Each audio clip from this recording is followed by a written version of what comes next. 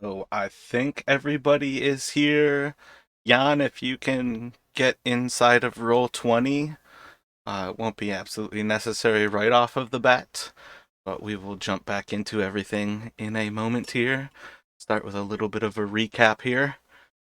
In the last session, we had uh, Madame Eva and Hadar kind of disappear off into a ethereal bar with a dark figure that basically walked them off into a different realm.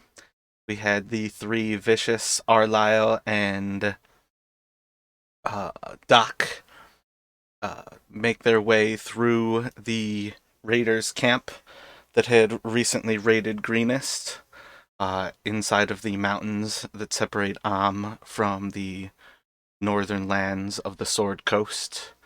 As they kind of went through camp, they assaulted and killed a few of the guards in the northeastern watch post, tying up and defeating the third guard as he attempted to surrender to them.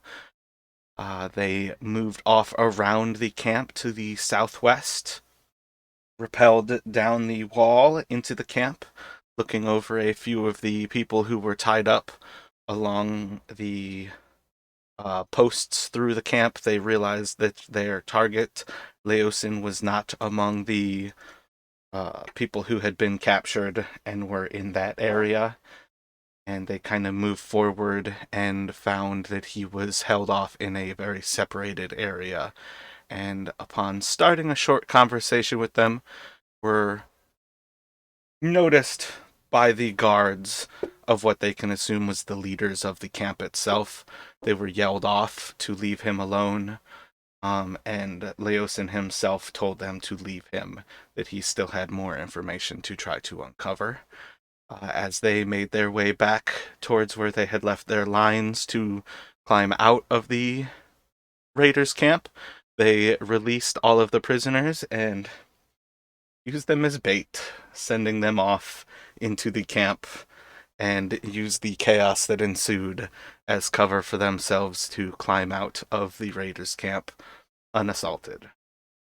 As they made their way back through the green fields, they progressed a little west through the actual mountains to put a different level of distance behind them so they wouldn't be tracked, and then made a more of a northern beeline from there towards Greenest itself. Upon arriving back at Greenest, all they could think about was a nice warm meal, and having been informed that once again the town was pillaged, they had little for food as is, they decided to go off on a little hunting expedition so they could actually have something more delicious than simple rations.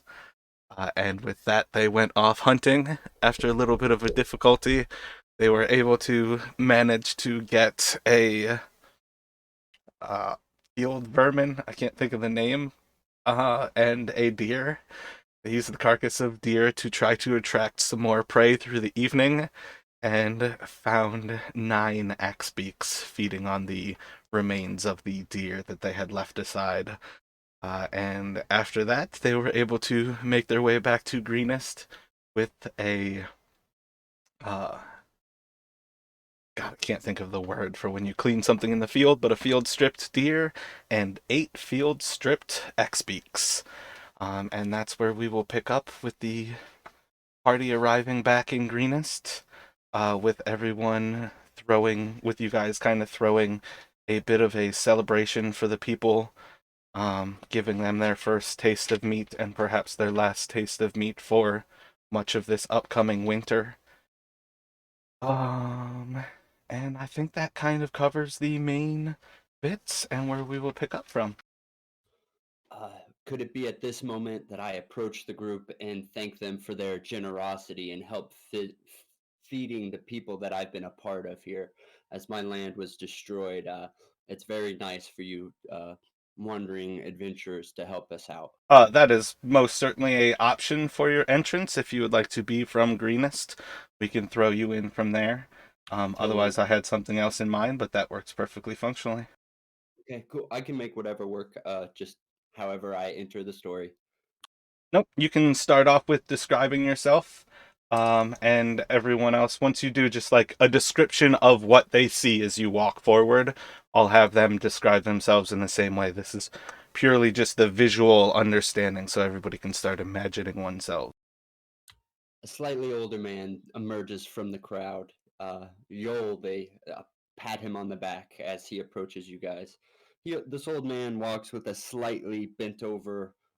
He carries a lot of weight in his shoulders, and he has his chainmail on, so he doesn't move around too quickly. But as you can see, he's got a cleric symbol. He's wearing his holy symbol, and he is appears to be one of the elders of the group or one of the noble people of the city. Can I have the other five members of the group describe yourselves as he walks forward to thank you? Okay, I'm a gray green, gorgeous half orc barbarian female with a large hammer looking thing, very large. Um, and I'll grin at you and hold out my hand. Welcome. Uh, I smile. I give a little nod to your abnormally large hammer, but I'm grinning and I'm pleased. Yes, hello, I'm Arlyle, and he is a tall, human-looking person. Basically, he looks human for all intents and purposes, and he's got very white hair, although he only appears to be in his sort of early 40s, I'd say, something along the lines of that. He looks very clean, very well kept, and his all his clothes and everything are remarkably spot for somebody who's just come back from hunting. And he says, "It's a pleasure to meet you, but I won't be shaking your hand.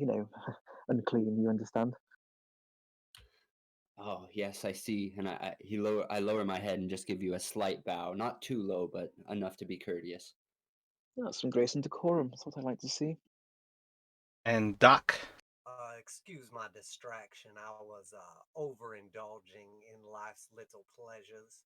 And you will see a 6 foot tall, dark haired man, slim build with a sharp mustache, fairly well manicured, but looks like he's seen some better days.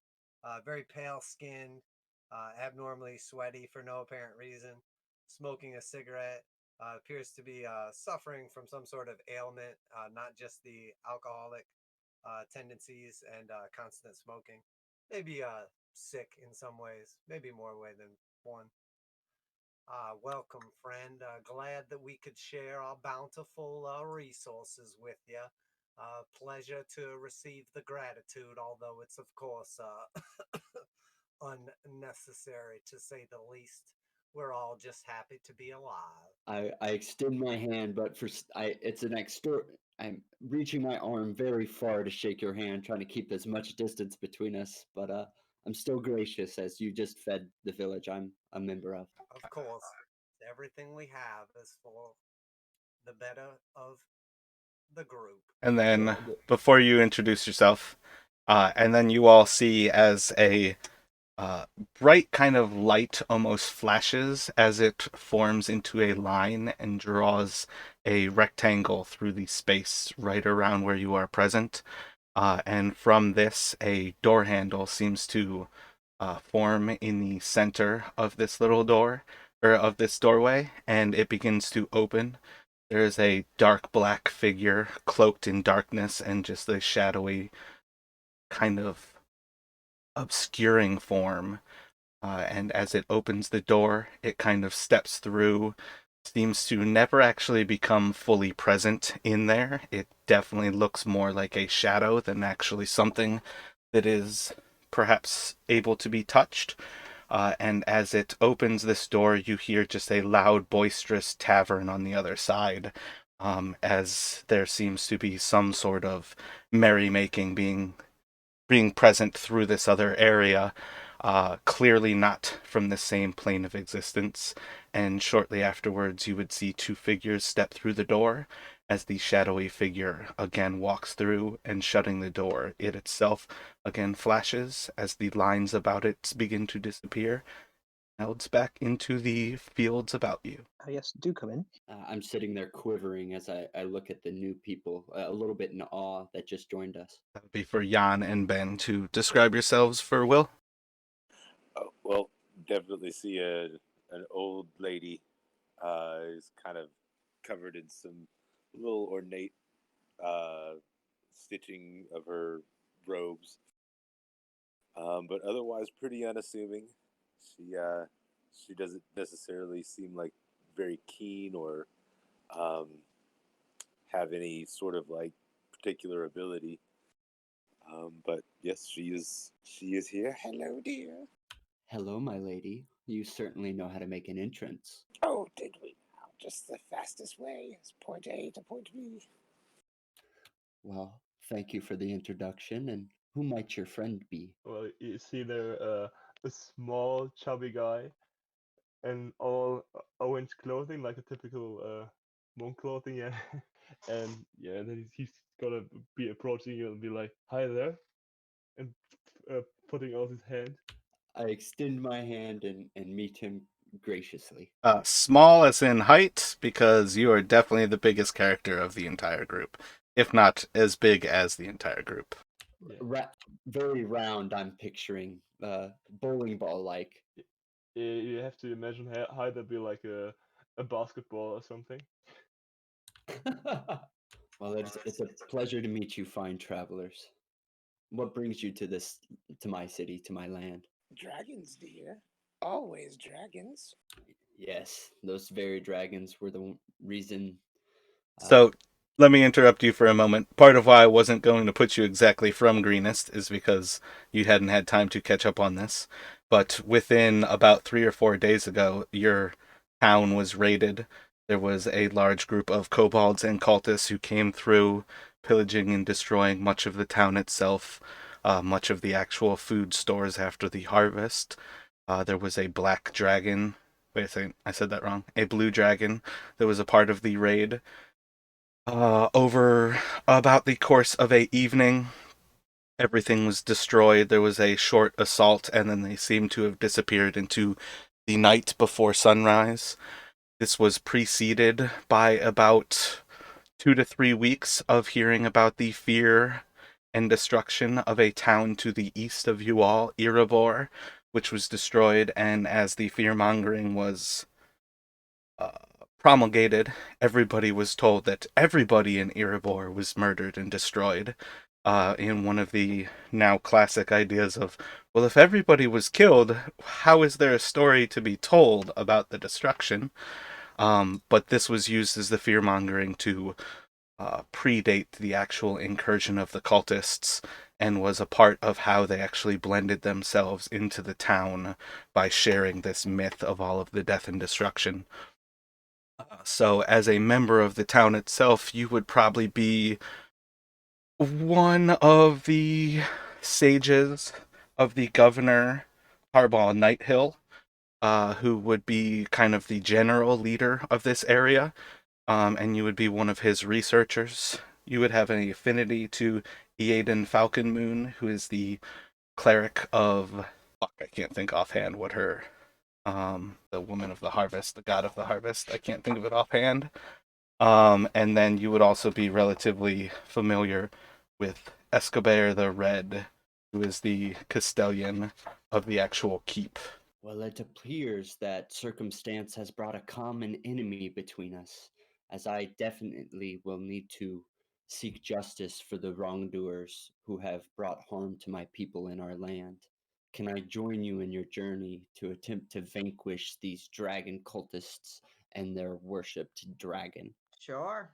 Um, hey, out of character, am I still at like 7 hit points or whatever? You all haven't actually taken a long rest yet, but you are arriving into safety, so you probably don't feel terribly vulnerable at this point. But among the actual feasting here is just the process of you guys will have some time in town right now. You're not going to leave before you all take a long rest. So you wouldn't happen to be any good at healing, would you? We could really use somebody like that. My fine lady, you are talking to one of the best life clerics in the city. At least what's left of it. Come, we do have beds for you here. We can give you rest, and I can perform healing on those who may need it. Fine, then you're my best friend, and I'll clap you on the back. Doc will take a big drag from his cigarette. Where the hell were you about a couple days ago? Could have really used you then. Indeed. Are you better than the one we had with us? I sure hope to be. I was on a pilgrimage last week and returned to the situation that we find ourselves in today. Well, better late than never. So, as you all are getting acquainted, having a little bit of time spent actually enjoying some of the fruits of your labor, enjoying some of the fresh kill, you are eventually approached by Governor Tarbaugh, who will kind of nod across everybody, welcoming you back into Greenest. And to the three who have come with the spoils, he will actually look across and, well met all. I've good news. You were very successful in your raid, no doubt. I hope you have plenty of information. Leosin himself has been informing me much of what you were able to accomplish, and much of what he himself was able to learn. Were quite well met in freeing him. He was already doing just fine on his own. We played no part in that at all. Interesting. That's not the tale he tells, but for each their own. Perhaps he has his reasons. He seemed quite impressed by your bravery nonetheless. He was able to arrive back in Greenest, perhaps just behind you all, while you were out hunting this last eve. He was able to make his way into town. Um, Not the worse for wear. He certainly has some rest before him, but when you have a moment, he would like you to join him in the Temple of Shantia for a little bit of a conversation. But you all are most certainly welcome to enjoy your meal, and if you would, bring him some of the Axebeak, and if there is any remaining, he also expressed interest in some deer. Yes, as much as I'd like to partake in the feasting upon the food I've brought here for you today with my companions, I'd be interested to know just exactly what his story is. Could you share that with us? Because obviously there appears to be some confusion during the fray of that battle of getting him free. That seems to indicate that he has a different account of what happened to us. So I don't suppose you could, regale that to us, please. Well, I believe if you are interested in asking him what his story is, perhaps you should speak to him. Okay, that was a Johnny Titelips over here. That's absolutely fine. I suppose we can meander our way over there at some point. Well, I can regale you with the information that I heard while I was in Greenest, but I believe I've just told you that. Out of character, what are you trying to get at? This guy has given you the information that he has. It's just purely because he said that he said that we helped, yeah, we played a big part in freeing him when we didn't. So I was just interested to know why he thought that, basically what this guy said. And that is something that, again, you should take up with Leosin, because clearly he told the governor a different story than you guys are telling. Yeah, no, it doesn't matter. But I was just hoping that the governor could tell us a story that he'd heard, But it doesn't He matter. just Cool. did. That's my point, is the governor already told you the story that he heard. That Leosin told him a story of you guys actually helping.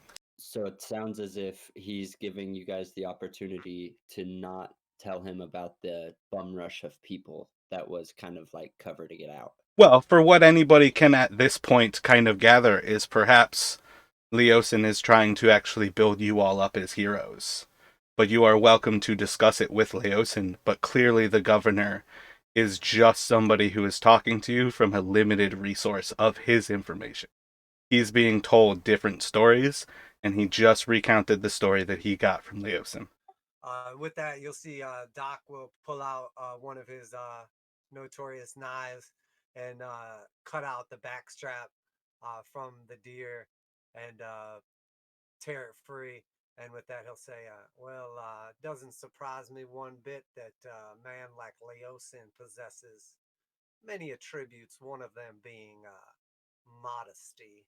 And then he'll, with the cigarette in his mouth and his flask in one hand and the backstrap in the other, I'm ready when you are. I believe Governor Tarball already paid you guys for going to the camp. Yeah.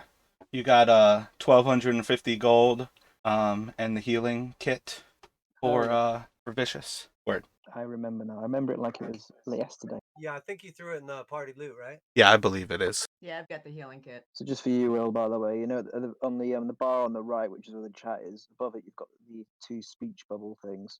To the right of that, you've got where the documents are kept and where the character tokens are and shit. So if you go in there and scroll down this party loot list, you can see what we've shared in there. Gotcha, I see it. It's really far down. So Yeah, as 12 you or 2 all GPs in there. as you all finish off, like kind of grabbing your own initial meals, I believe Doc just said he was going to take the backstrap to the Temple of Shantia for Leosin. You all can make your way across the town of Greenest for the first time, actually walking around the town at large with a greater understanding of where everything actually is, but for once actually taking your time to enjoy the walk instead of running at the foothills of kobolds. You are able to make it into the temple that seems rather untouched for being effectively raided and sacked by the kobolds. It perhaps nothing else. It seems that perhaps Shantia has done enough to protect the stained glass and the wonders of the temple, as well as you all were able to escort Eaden out with much of the relics that she had preserved on her person. But as you all go in there, there is still a large number of people inside of the temple itself who seem to be injured and laid up across different beds. This is one of the like triage slash hospitals of the town at present. Some of the larger buildings are all being used as a place to take care of the wounded. But this is one of the more particular ones where more direct healing is being offered. Among the people there, you will see Eaden again taking care of different patients. And towards the back, you would see the same figure in his blue and white garb, like kind of a sea mist blue robe that is covered with a large golden chest piece that kind of wraps like a girdle around his waist. And you would see him kind of laid up, many wounds across his body. His actual white like blouse is stained with blood from the back, as he was clearly whipped and tortured. But you all see a familiar figure of Leosin for the first time, kind of relaxed and relatively at peace. He seems to be currently dozed off. Aiden is at the back of the chapel itself, apparently bowed in prayer. I'm going to slap my sword into my shield louder like cymbals and go, heroes are here. And a hero's welcome they deserve. And it's at this moment I like to use my healing spell, Cure Wounds, on Vishu, because she appeared to be more wounded than the rest of the group. Thank you. It's vicious. Oh, Vicious, easy enough. I cast Cure Wounds on Vicious. Vicious by name, big and grey by nature. Where do I do the appropriate roll? You go to your spells tab on your character sheet to be able to click on Cure Wounds at whatever level you would like to cast it at, and it will either bring up a little image that'll do. So did that work for y'all? Yeah, it rolled twice, but yeah, totally healing 8. Yep. The first one, yep, So it'll I'll do take 8. Shall we approach the wounded man and talk to him about what's transpired? Sure, what else? I've got nothing else to be doing at the moment. My schedule is unbelievably free. So, what we have a united purpose to investigate the dragon cult, correct? Yeah, there's various different backstories, but yeah, basically. Okay. Do we know why they raided this particular village? It appears to have been before supplies. Okay. Okay. So it was just a well-resourced area. That was a village, so yeah, there's enough there. It was relatively undefended. So yeah, it seemed like it was a raiding party, not that organized, mostly kobold based. Do we Kobolds wish and cultists. That was it. do we wish to investigate the city or try to determine where the people that committed the raid could be now? We've just come from there. That's where we went and freed this guy from. I got you. Sorry. I'm following the storyline more clearly now. I get you. Yeah, so they raided here. We fended them off with ballista scare off the dragon. They fled after doing a one-on-one champion combat out in the front. They ran away. We tailed them, found their camp, freed this guy, and we've just come back. Understood. So what we need to do is we need to speak to this guy and find out who he is, what he can offer, and why it is that he's telling people that we freed him. When we tried to give him a knife, but he already had one to cut himself free, so we left and caused a distraction to help him escape whenever he saw the time was right. But he told us that he was staying there because he was doing reconnaissance and learning stuff about the cult. So would it be a good time for someone with like high charisma that was uh, went to the camp and freed people to go and talk to him? I mean, can do. I mean, yeah, why not? We'll do that. Cool. So we kind of like meander up there. Actually, it should probably just be like one person so we don't intimidate him. Because if we like all walked up there, you could just, he's already hurt and wounded. Don't want to overwhelm him. No, we should all go. I mean, it'd be fine. He knows us, and we saved him. We're not bad people. He knows we're friendly, so it should be fine. Oh, yeah, this isn't the guy that's hurt. Yeah, this was the guy that was freed from the camp. No, he's injured, but he's Yeah, also same. someone I who get it. has saved Vicious, has a close affiliation with her from their background, as well as has recently been nearly saved by Arlisle, Doc, and Vicious. Cool. And while the chapel doesn't recognize Arlisle stepping in saying the heroes have arrived, you guys are familiar enough with these people as having done a lot to save the town. So we get a few odd looks and a few chuckles as we walk in, but they let us approach this gentleman. Yeah, there's no one here like on guard at present. There's Eaden, who seems to be in prayer at the front of the chapel, and then Leosin, who is the person you are looking for, seems to be laid up on a just like a makeshift cot as a place to rest. But it is up to you all to take the initiative what you would like to do as you walk into the chapel of Shantia. So I walk up to the wounded man on the cot and say, "You've been telling tales that these fine people are heroes, have you not? Can you tell me the story that you've shared with so many others?"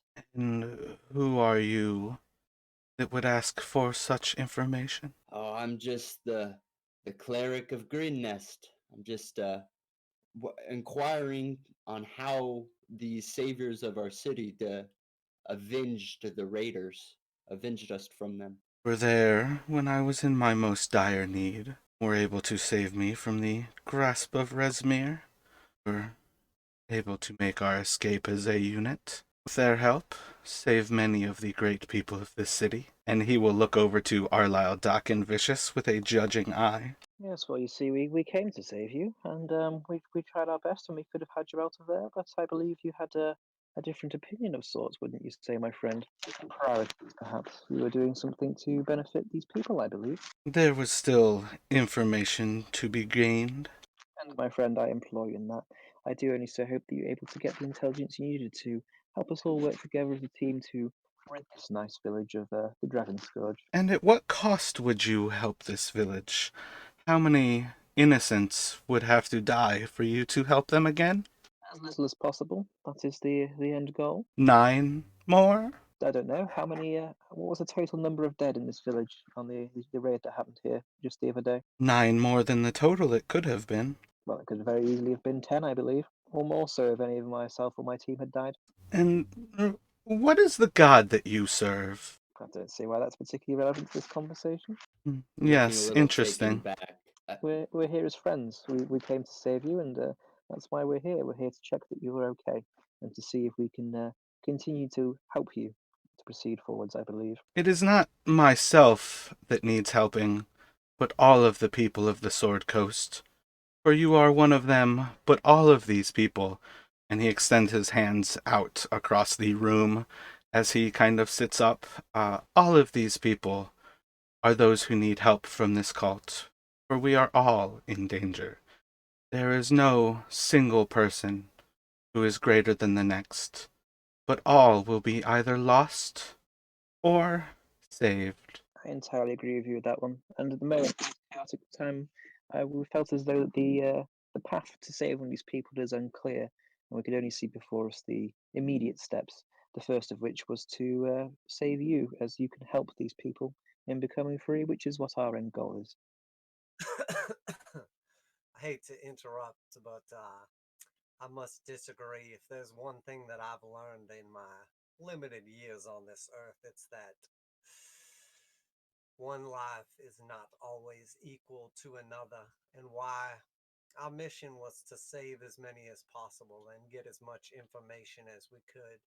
You, sir, were our priority, and it looks like, regardless of the means, we've reached the end. Were you able to gain this information that you went there for?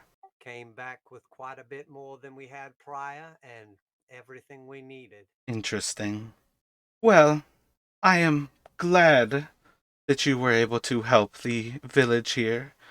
And looking over to Vicious, I am more glad that you were able to help those in need. But I implore you all, perhaps you need to widen your spectrum of those who matter, for it is the everyday people who you do not value who will be the ones that save this planet. And we will live or die as a unity who stands united.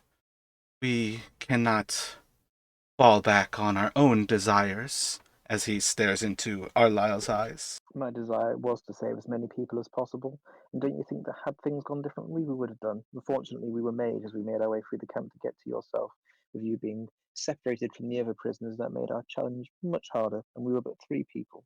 Had we had more people with us and perhaps more skill, we would have saved as many people as possible.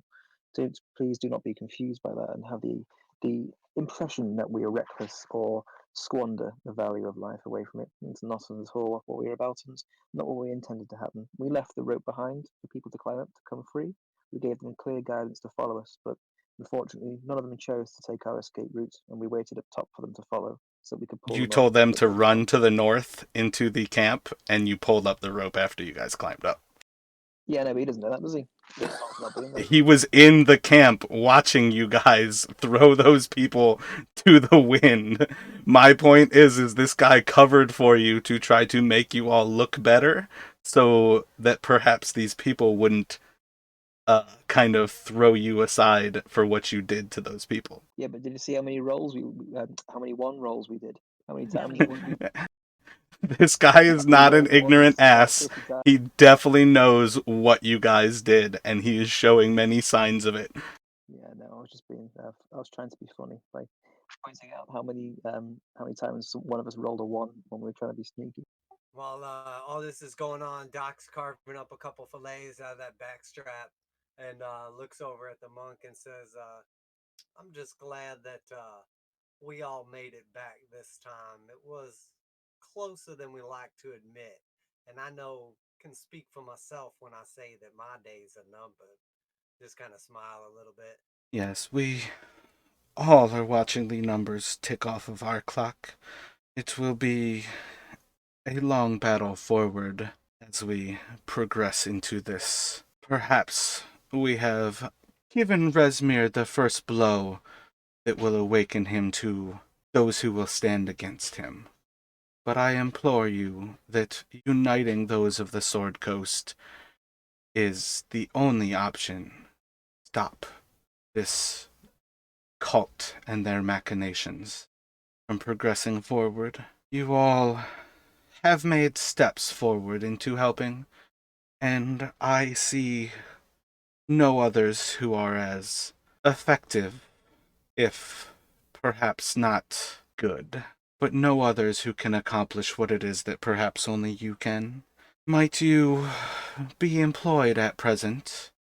Would you consider once again working for my order? Yes, absolutely. But I do want to question though. What exactly is this order? Our existence is all you need to know. Your friend, kind of nodding over towards Vicious, is aware of us, and she met us in her time with the Citadel. Oh, I said that wrong. Candle Keep. I don't know why I said the Citadel. The library. Your friend is aware enough of us, but our existence needs little more than that our presence is there as protectors of the knowledge in Candlekeep. You all have already at least been given one of the welcoming greetings of our order.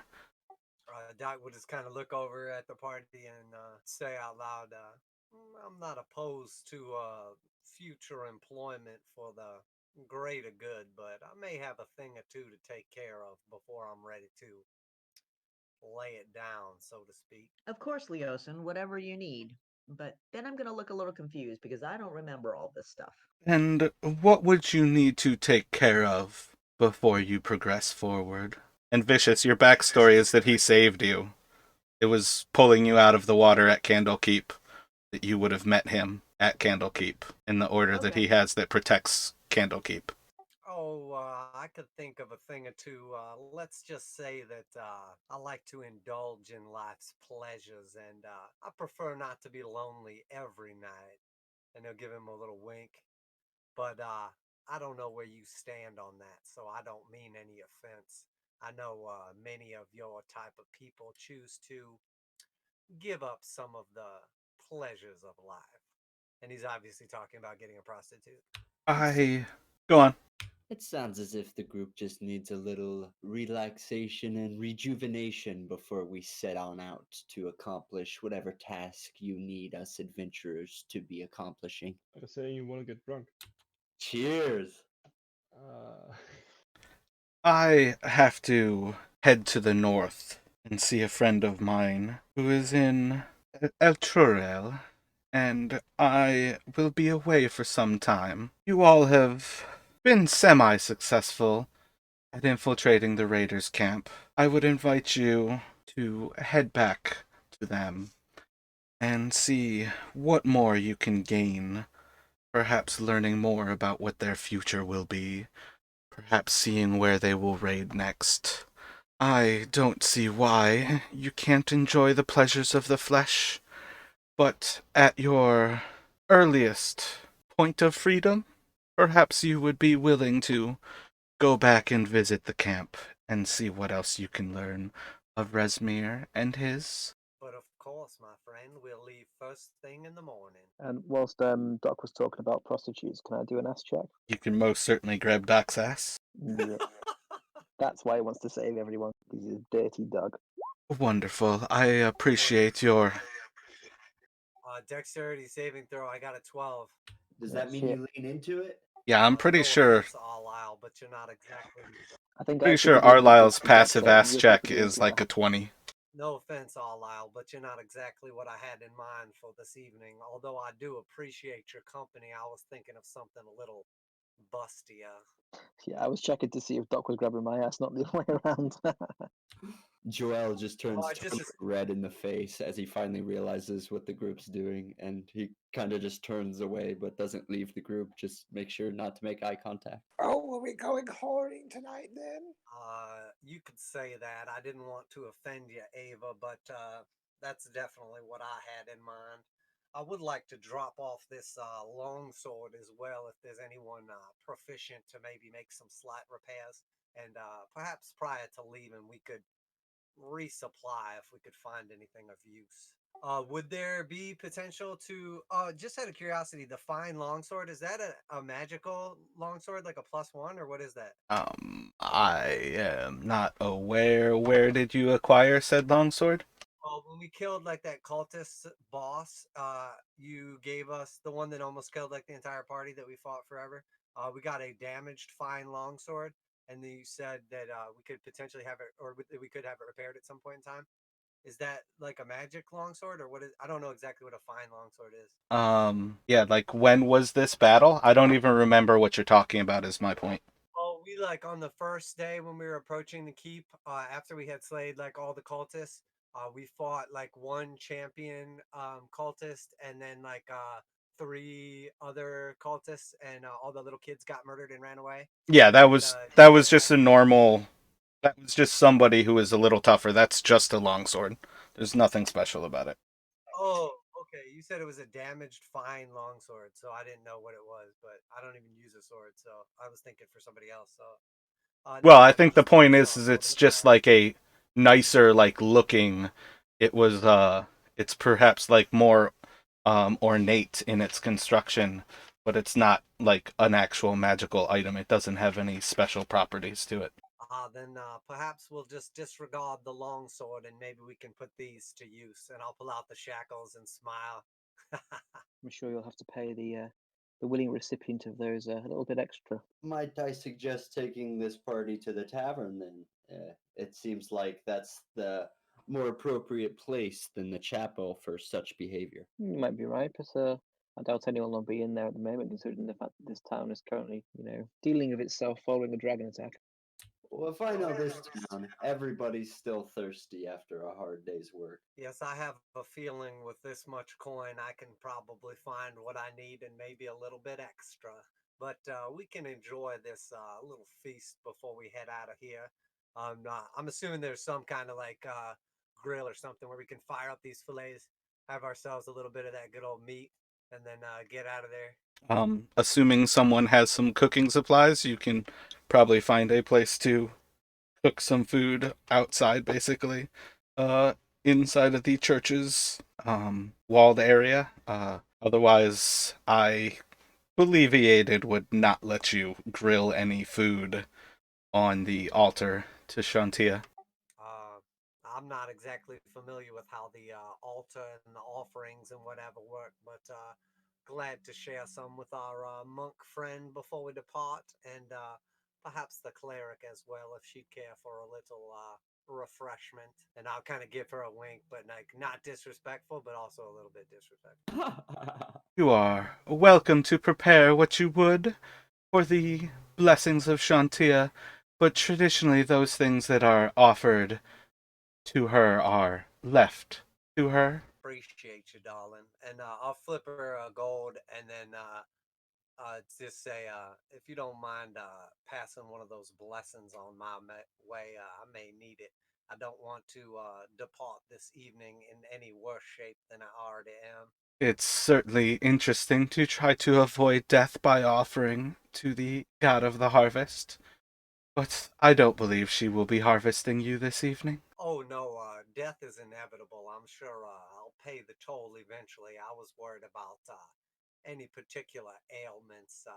Not sure the condition of the ladies in this town. Other So, than that, I'm good to go whenever. So. as far as things go, you all are welcome to head to the tavern. If you care to actually roleplay, you can roleplay what you would like. Everybody has likely their own quantity set for your lifestyle on how you live, so you can mark off the gold that you would spend across the day. There is, in particular, no whorehouses in Greenest. You have to go to larger cities for that. But I have prepared an actual guild to accommodate such needs. They just don't exist in this town. So you all can kind of skip over what you might want to do there. Are more than welcome to imagine that you were successful in meeting someone in this town, but there is in particular no place to satiate those needs here. Ava was going to take some time. She'll weave the grease spell into a rug, and then I guess she'll take some time to start fixing that tent. I do know the mending cantrip. If it's not too big, I can help out in any repairs that the party might need. Ooh, could you fix my tent, dear? That would be wonderful. I certainly could. Hand it here. Let's examine that hole. Yeah. And Ava will pass off a bundle of rags and broken sticks. Yeah, a little bit more than a hole, but about over an hour you can mend it. Wait, are two old people flirting with each other, or are they actually fixing a tent? Because I'm not sure right now. I'm pretty sure they are both pitching a tent and filling a hole. So I do my best to gingerly touch this old hole. Fade to black, and then we'll come back. Slowly over time, I mend it back to a usable condition. So you can once again have a tent to manage your readings for everyone. Oh, not even that. Just with this crowd, I'm not sleeping out in the open with them. Ava, you're Too my many ass crackers. The ladies. You're my second choice, but I think I have enough coin that I could probably find something a little more willing and able, so to speak. Is there anything that you are actually... No, I don't have anything to do, but I'm going to drop a couple coin on, a good night of drinking and fornicating and whatnot. And by the way, I wasn't looking for a prostitute. I was looking for a good woman that I could make into a one-night prostitute. That's different. More expensive, I understand that, but... Anyone's a prostitute for their own price. It is a wonderful way to get yourself killed in the realm, is to go around prostituting as a non-member of the guild. I'm trying to actually find the actual information on the guild that I created. I created it actually for this group because I knew that eventually it would come up. I just can't seem to find them at present. I wrote down the information in one of my notes and I just can't find that organization. Live a modest life. I'll mark off 3 copper. Haha, I found it. The Convivial Faceless Society. You all would know quite well that it is illegal to purchase a prostitute who is not someone who works for the Faceless Society. They, in particular, are changelings who you'll never actually see their traditional form, but they are essentially mind readers in that by the time you see them, they already embody the looks and desires that you have innate to yourself. Um, but you will really never know too much about what they are, other than that they seem to be exactly what you desire.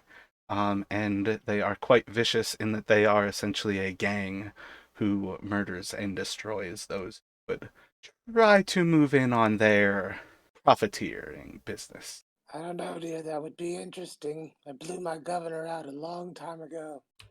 Oh, those holy pipes haven't worked in a long time. So, is there actually anything like equipment-wise that you are looking to get? Otherwise, we will start off the next morning after everyone has their time in the tavern. It is purely up to you all how much more you actually care to accomplish in this day. I'm good. Ready to play D&D. Yes, sir. I'm good. I'm fine. Alrighty, so just mark off the basics of your costs of living. You all are welcome to start off the next day coming to in the tavern. It's actually the hostel is next to the tavern. The tavern did not have a place to stay in this town. But you are welcome to, as you come to, head back out to the tavern. They have cold rations available in the hostel itself. There is little actual here other than essentially like porridge as far as food goes in this town. Though I am sure you all are welcome to still have some of the backstrap from the deer prepared to save that like kind of as a jerky and probably finish off across the 6 of you this day. But from there, you all are welcome to head off.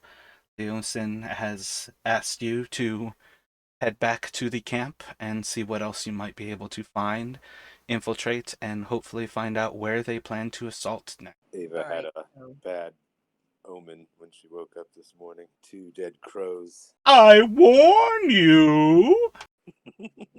I need to get tonight, my bad.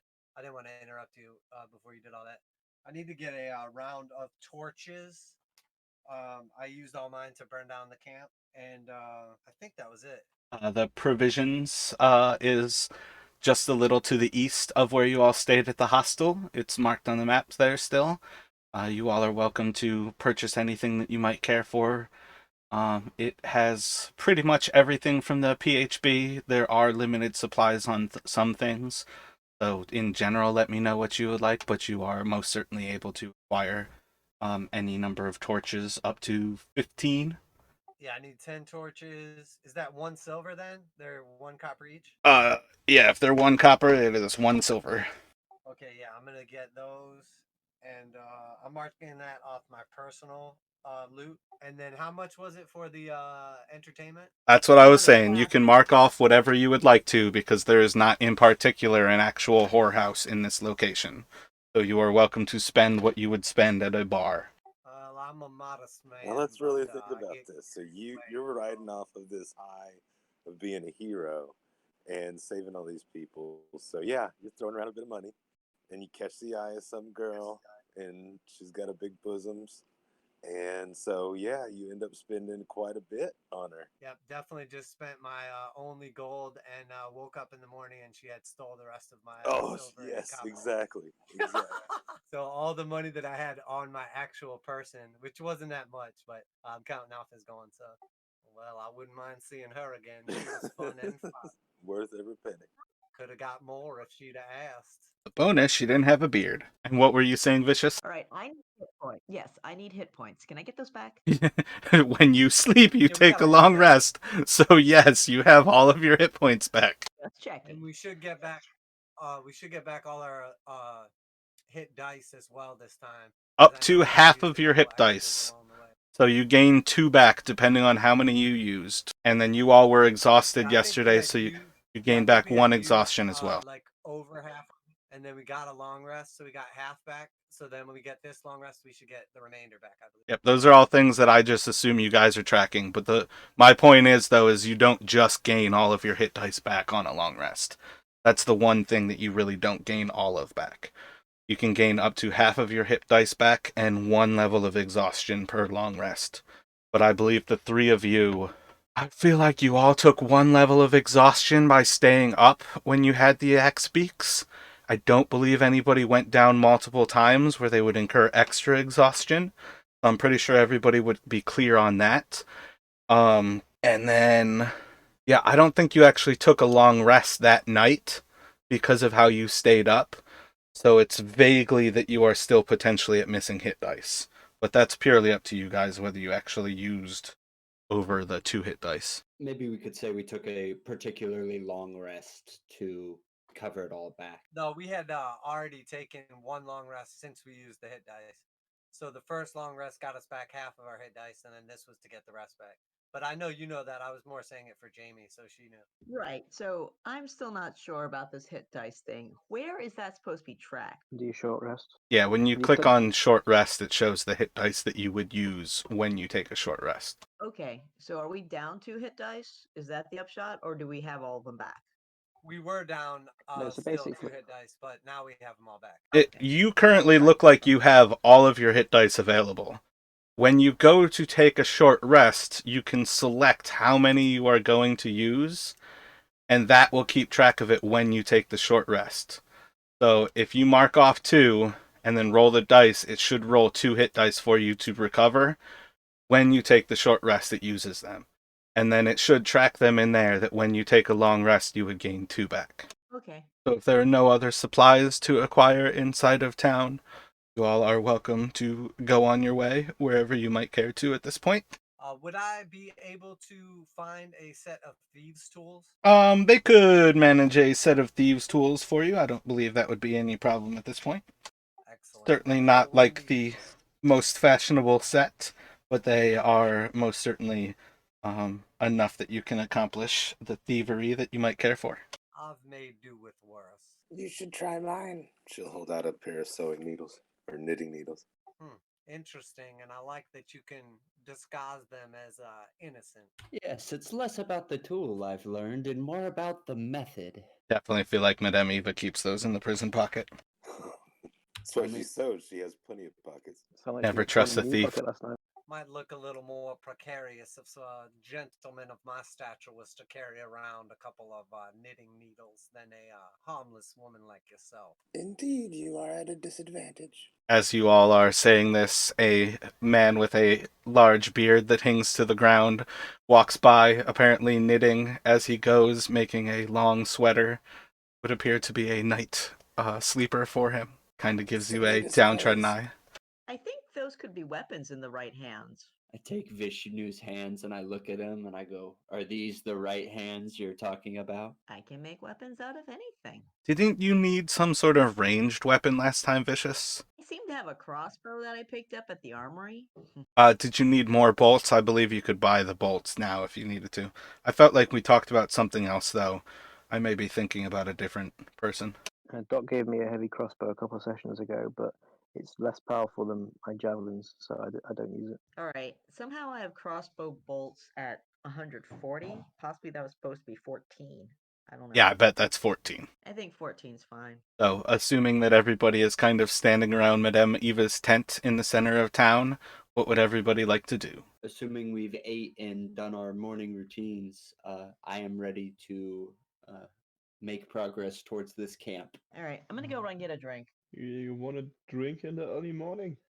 Is everybody otherwise ready to head off to the camp? I'm just looking for some consensus, like some players to actually jump at the idea, like, yes, let's go with the cleric and show him the camp. Like, anything from you guys to tell me that you are ready to leave the town. I am ready. I am ready. Just pretend for a moment that your decisions are what drive the story forward. Please, my friends, lead the way to this location. We must rid our land of these dragon cultists, for they have no sake for human life. They weren't killing everyone. They do have some reason to keep human life. Yes, but slaves. They wish to take freedom and put it in boxes and do their own bidding with it. They don't value the life that's in each of us, that we each breathe into this world. Very few people do. Ah, very few people do at all times, but in one's life, many people come to recognize this. Might we go and maybe rid the land of these creatures? Very well, young knight. Let us go do the Lord's work. As you all head out of town, how fast would you like to travel? Do you have a order that you all would like to travel in? What would you like to do on your way to? Is probably about a 6 or so hour path now that you all have searched it out rather than having to track them. But it's a pretty solid day's worth of travel to get there. How would you like to make your way? I assume that there is no convenient carriage service or horses, and that by foot would be the easiest way. I'm good with walking. Well, I'm an old man in heavy armor, so I am a bit slow, so it might take a little longer with me on this particular march than it did before. You would like But to if y'all acquire okay with that- horses? If you guys would like to acquire horses, you could find them for 60 gold apiece. But for 180 gold, you would be able to purchase horses. Nah, definitely looking for the low profile, no horse action for me. I said that wrong too. It would be I'm gonna- 240. Wait, no, damn it, I can't do math. 360. Yeah, I was wondering. I was thinking a Yeah, sale, I'm maybe. gonna pull out like 5 gold of my pocket and be, is this enough for a horse? Only a very small one. Looks like we're walking. That's all right. These old bones still got a little spirit in them. Wait, don't we have group loot? I'm trying to find it. Yeah, but I feel like horses are way too expensive at the moment. It's no worries. I'm just a slow old man. I just wanted to throw that out there. It might not affect anything until combat. Almost as if Right. horses in a town that was just sacked are more expensive than they would be in a town that was not just sacked. For sure, they would be. For sure. The answer Right, is I'm yes. good with walking. We just got paid 1,250 gold. Yeah, we've got 2 old people and 1 really fat person. Sounds like walking doesn't suit us. So you're saying a horse for 2 and make Hadar walk? I don't know. I'm just saying. I don't know how far they can hike. Survival of the fittest. So you'll get Yeah, there 'cause first I and really then think die that- with us. You guys, I think we can get a horse for the fat guy, but I would walk. But whoever the fat guy is, I he thought can you take a were the horse. fat guy. I love that Hadar is clearly the fattest person. He is also both the most dexterous as well as the fastest person. It is not very self-aware, it sounds like. Are you telling me I'm fat? Hadar's like running circles around Joel, and just kind of like puffing and panting, but he doesn't actually seem any worse for the wear, but he's definitely running circles around you. All right. I guess we can save money and not get horses then. All right. I can always carry Madame Ava if worse comes to worse, and I'm not dead. Yes, and then I'll carry her and you can carry me. So otherwise you all are essentially just walking willy-nilly across the plains. Formation-wise, I would stand in the middle or in a conservative place where it would be unlikely to receive first strike. Sorry, I'm thinking Pablo in my head because I thought backyard football, and he's the tubby guy that's super fast. What was your name again? Ada. Hadar, might he lead the way? Is he the most nimble of us, or shall we put a tank up front as we It travel? depends if we want to sneak around. We should be putting me in front probably because I have really high dexterity stats and everything. But if we want to be like safe and not sneaking around, I think it's probably a better idea to put a tank in the front. So we should walk as a tank until we get kind of close to the camp, and then we'll switch to the scout way to walk up to it, so it's less likely we get ambushed. Yeah, that could probably be a good idea. Is it 1 day's journey to where this camp is? They'd be able to share with you that it took them about 6 or 8 hours to make their way there. Alrighty. I suppose I point out in a general direction and go, "Is it that way?" With so much interaction, it's just absolutely difficult to take my time to jump into the conversation and share things like this. But they would be able to tell you that it is to the southeast to head off into the mountains where they had made their way after the cult. All right, I happily begin marching in that direction. So Joel's our tank in front and everyone behind. Come on, guys. Off we go.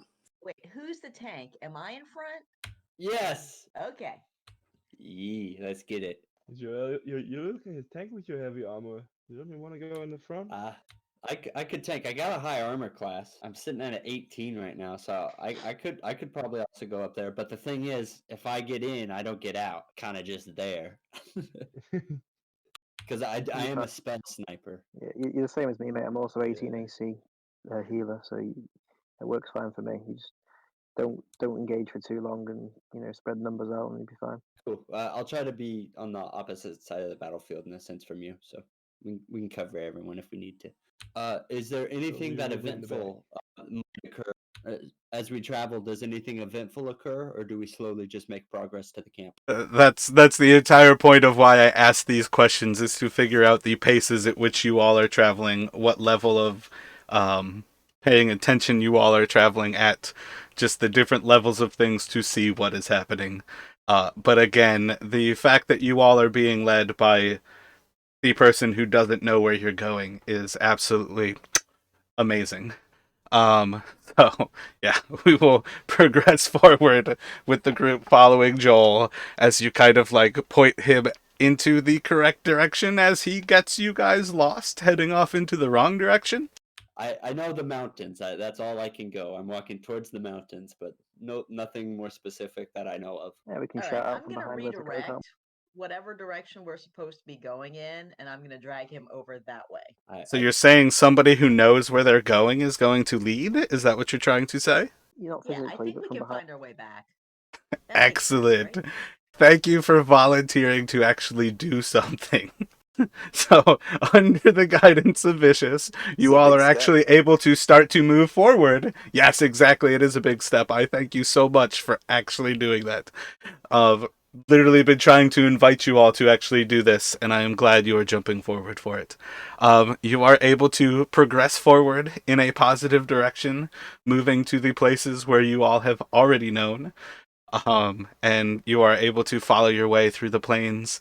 Rather uneventful in the process, you are able to cut out a large chunk of the different areas where the cultists seem to have kind of uh, directed off into different directions, almost as if to throw off the trail. And you're able to take a more direct route towards those mountains. And within probably about 5 hours or so, you start to approach the actual area where it starts to rise into the hills themselves. You all might be able to recall when you head off this way the first time, there were a few different paths that you had the option to take. A more direct path towards the what you could assume was the main cultist like entrance to their area.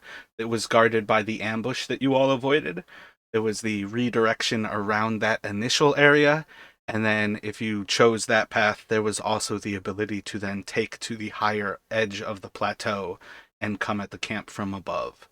How would you like to approach the camp from about this point where you're an hour or two out, but you're also heading into the mountains and at that point where you avoided the ambush last time? So I guess our best understanding, our goal, we need a goal to approach this camp. So the goal would either be to wipe them all out or to just sneak in and try to gather like specific intelligence about how we could potentially defeat this cult in the future.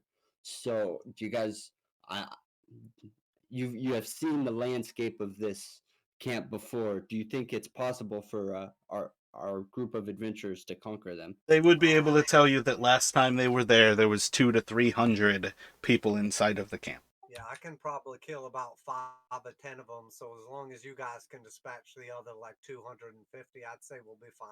We can just head on assault them. I'll shrug. I can make a ladder.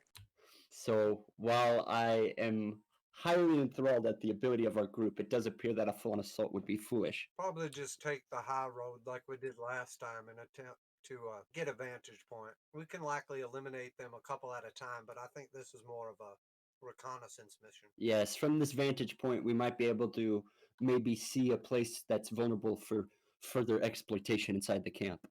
Do you think it'll be close enough? I'm a loud old man walking in armor. Would it be wise for me to go up on the hillside, or do you guys, out from your memories, do you think I'd be detected? What about you, Doc? Do you think I'd be detected up there? I think if we stick to the shadows and carefully move through, we'd be fine. Judging by previous experience, they had a couple of watchtowers looking over the area, but in general, I'd say we'll be all right. All right, assuming that the sun's still up, we can keep a low profile and stay out of the line of sight.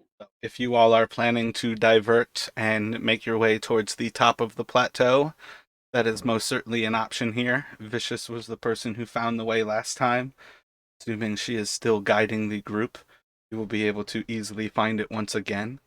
Is everyone interested in trying to progress forward at a loud, boisterous pace, or are you going to start to stealth? Were those sentries still there? Have they moved on? The Roll a ones that were perception guarding the for me. pass? Can I assist him? Or are you on there, man? I have not. I was just about to. I think at this point in time, we should begin to travel a little more stealthy as we're closer to the camp than we should be just rambling around. You can take a moment to look as well, but I don't see any reason why perception should ever be able to be assisted. Oh yeah.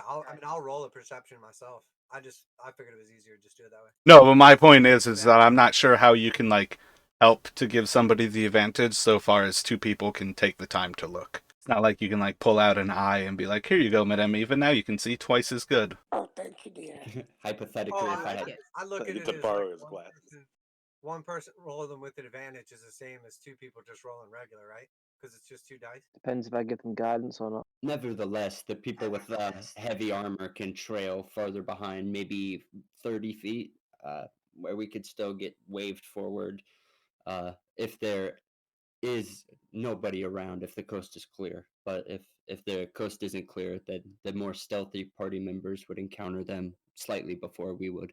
As you look off to where the sentries were the last time that seemed to be in ambush position, it doesn't seem to be as well hidden. You are still under sunlight instead of coming in at darkness. But there seems to be people still stationed there. You notice 3 humans, all apparently in different sort of garb. They appear to be in sorts of leather armor, prepared in different levels of fur across their body.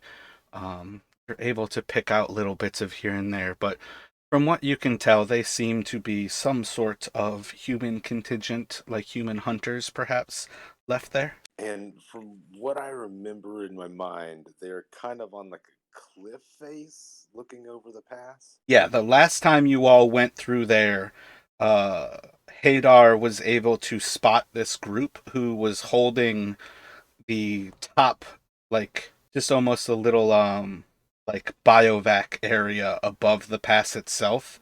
But as it was kind of leading into the mountains, it hit this choke point, and there just seemed to be a section of the cliff that was overlooking it. And that's where you all were able to spot that they had. Last time it was, I feel like you all saw 6 or 8 had held the position, and they seemed to be sitting in darkness. There was no lighting to kind of give away their position.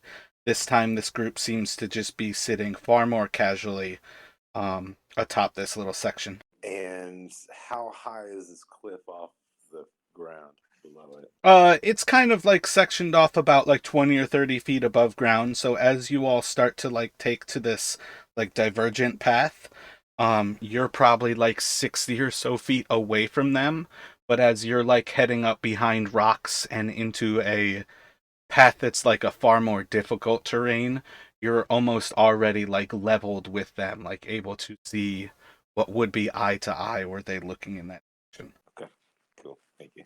I wish I was a druid. They look awfully relaxed, and the numbers seem to have dwindled. Perhaps we should pay them a visit. I don't know if we could eliminate them in such a way that they and only they would know of our presence. Oh, I think we could give it a shot. I can follow your lead. We just passed by them last time. Why not do it again?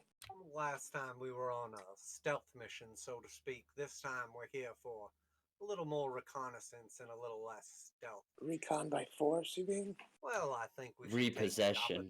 take the opportunity to trim the fat a little bit as we can without just diving right in.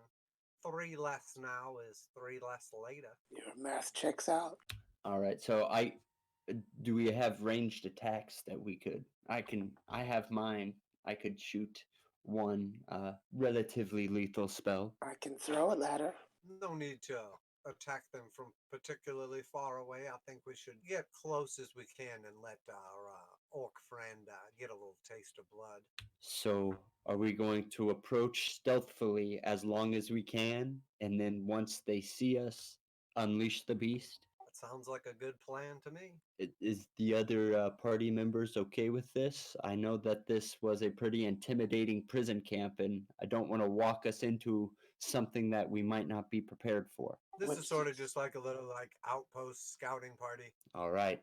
So how do we position ourselves as we approach this group? Well, she should first look at how many are there. You said there was 3 of them that we saw and that they looked pretty casual, so we can attempt to Okay. get as close as possible with stealth, but I imagine with 2 people having heavy armor, we're probably not going to get too close, but again, if there's only 3 of them, we should be able to at least dispatch them, just priority being not to let anyone get away. Don't let their bodies fall off the cliff. Alrighty, so do we have a crossbow that how are we going to break the tension then? Is it a charge? Because that's essentially the next moment that we'll be in. Well, once we're ready to move up, he'll probably have us do stealth checks and see how close we can get before initiating combat. All right. Are you all staying on this divergent path that avoids them, or are you going to go through the actual gulch below it? Where do we have to tee off to actually get to them? Did we see that part, or do we have to double back around? What do you mean tee off to get to them? You've already teed off to avoid them. So assuming we took the I path, got you. can we attack them? Do we have line of sight on this higher path? If we go up that path, I believe we come out on top of them. It's like the opposite side of the gulch. That's why it's 60 or 70 feet away from them at that point, is because you're diverting across the other side of this path. But you can go backwards and then walk through the area that they are overwatching. Otherwise, from where you're at, you guys are more or less a large distance away from them to be even-eyed with them. So it sounds like we would not be able to do an approach where ground attacks would be a possibility because we're separated. All right, so the way you're describing it, it sounds like if we approached them from the path, they would see us coming, but they would not have an escape route. Does that make sense? You guys don't know enough about what would be or would not be an escape route. You guys have avoided this sentry the first time you've come through here and the second time. You can go backwards and walk through in the way that the cultists have taken. You can move forward and attempt to rejoin that main path off of the trail and perhaps walk backward and take a look. Or you can continue the way that you've already gone, which is the only way that you all really know, that heads up onto the plateau, completely avoiding this. But you are essentially either going backwards to then get closer to them, or going forwards and attempting to rejoin the area and then going backwards to find those people. But you've not really experienced anything that gives you information about their situation, other than that you see this sentry post that is above where you guys originally tracked the cultists to, and Hadar kept you from walking into the ambush. You don't have too much information about it though, because you've never actually gone through that point. I think ideally we could continue on our way and then double back to them and put ourselves in between these fellas and the main camp. That way, they are less likely to alert them of our presence. Assuming they don't have any other way to signal intruders. So if you'd like to progress forward on the path and hope to regain to that same cultist path, we can have Vicious do a survival check, and then we can have everybody do a group stealth check. Yeah, boy. All right. Guys, I rolled really well. I got a 1. You rolled a 2, but you got a -1. So I'm gonna scoff at the old guy wearing the really heavy, clanky armor. I Dude, giggle. Jamie definitely just saved that shit if there is any chance for it to be successful. Just getting those rolls out of the way early. Hey, I've got everybody's rolls like with this purple look except for Ben. Is that true for everyone else? Yeah, I'm not sure why it switched over. I'm rolling It- from my character sheet on roll 20, not on the D&D Beyond. Oh, okay. Yeah, I'm not entirely sure why Beyond 20 has switched to that thing. It's definitely an interesting thing. Every once in a while it jumps to. So I mean, feeling that's fine. yeah, but it's definitely like a fallback that it drops to that. It's got like it gets rid of all of the actual formatting. Missing a texture or something. So with little effort, Vicious is able to guide you all back towards the trail itself. Everything seems pretty simple along that path. Oh, that's gonna be great. Mm-hmm. Nothing bad can come from a 98. 900 Axebeaks. Isn't Jan due to die again? Don't you curse him. Guys, please stop saying that I At have this to point, die. we're all due. Jan's got like a T-shirt. It says like, "It's been 1 week since I died last time," and like he was off last week, so I don't know if that increases the probability or decreases it. You just have one of those big boards where it says it has been 0 sessions since Jan's last death. Right. Yeah, that's exactly what I was picturing. Exactly. It's like a T-shirt, and then you could change the number out. It's like 0, 1, and then on 2 every time it just resets. Yeah, don't buy any numbers past 2. I'll just remove Jan from the dice to see who this creature targets as it starts to attack everyone. Great. Why, is he already dead? No, just to give him a little bit of plot armor. Some other people can do the dying for once. Finally, my time to shine. And it's quite thematic to the things going on as well. So as you all are appropriately trying to sneak through the mountains, being quite loud, continuing to have conversations that are perhaps left towards better times where you are not trying to stealth up on a cult of raiders, you hear a screech high from above that just sounds like a loud, just like bird-like call with almost like a bassness to it, as it just kind of comes across in a long, extended roar from the shrieking. And let's see. Pretending that the grass areas of this are the kind of trail through this little mountainous and rocky region. If you can all drag your characters from your character sheets and place yourselves on the map as you are progressing forward through this rocky terrain, trying to head through this little bit of the mountains to regain the main trail. I cannot, as the screen is black. Yes, at the moment I am 2 at a black screen. Most of the time when you have a black screen, you probably just have to drop your character almost anywhere, but dynamic lighting should be turned lighting, off for we it. also need to put it. Oh, okay. Well, no, but like Alright. if you have no vision, if it's black, it's because you probably also don't have a token who has vision on the map. But at present, I've turned off lighting for this one. Sorry to be a noob here. Where's my token at to drag it from? Under your character sheet, in that journal, it's the second from the left. You can drag it over and drop to the map. And I think I might need a resize for the grid. Why are you guys all so big? You're making me feel little. Are you making me proportionally more smaller than okay? Looks like just Vicious is currently off the map then. Yeah, I never get this right. I've never done this. This makes me excited. This is cool. Sure, it's all oohs and ahs, and the screaming and the running. And then the screaming starts. We are protected by my lord. We have no worries. Have faith. Swear this is like a dragon that just one-shot somebody. Okay, I thought the left number was health, but that doesn't look like it's right. So, what are the red, green, blue? left is passive perception, middle is your life, and right is your armor. And as far as dragons one-shotting people, that was 2 weeks ago. Well, I think Screech got it too one time. Yeah, right. You did have that coming though. The dragon was flying away, and you shot him. He was stealing our stuff. Sir, It was given. That was an offering. so what was the green box again? I didn't even realize this. It should already be set for your character. I created it already for you. You shouldn't have to do anything there. You God click damn your it. own token, you can see 3 circles above it. And the one on the left is your passive perception, the one in the middle is health, and the one on the right is your armor. Gotcha. AC, health. No, perception, health, AC. Yeah, and then it keeps track while we're going. So when you take damage, you like click on your token and modify your hit points remaining, and then like it'll show up as like how damaged you are or whatever.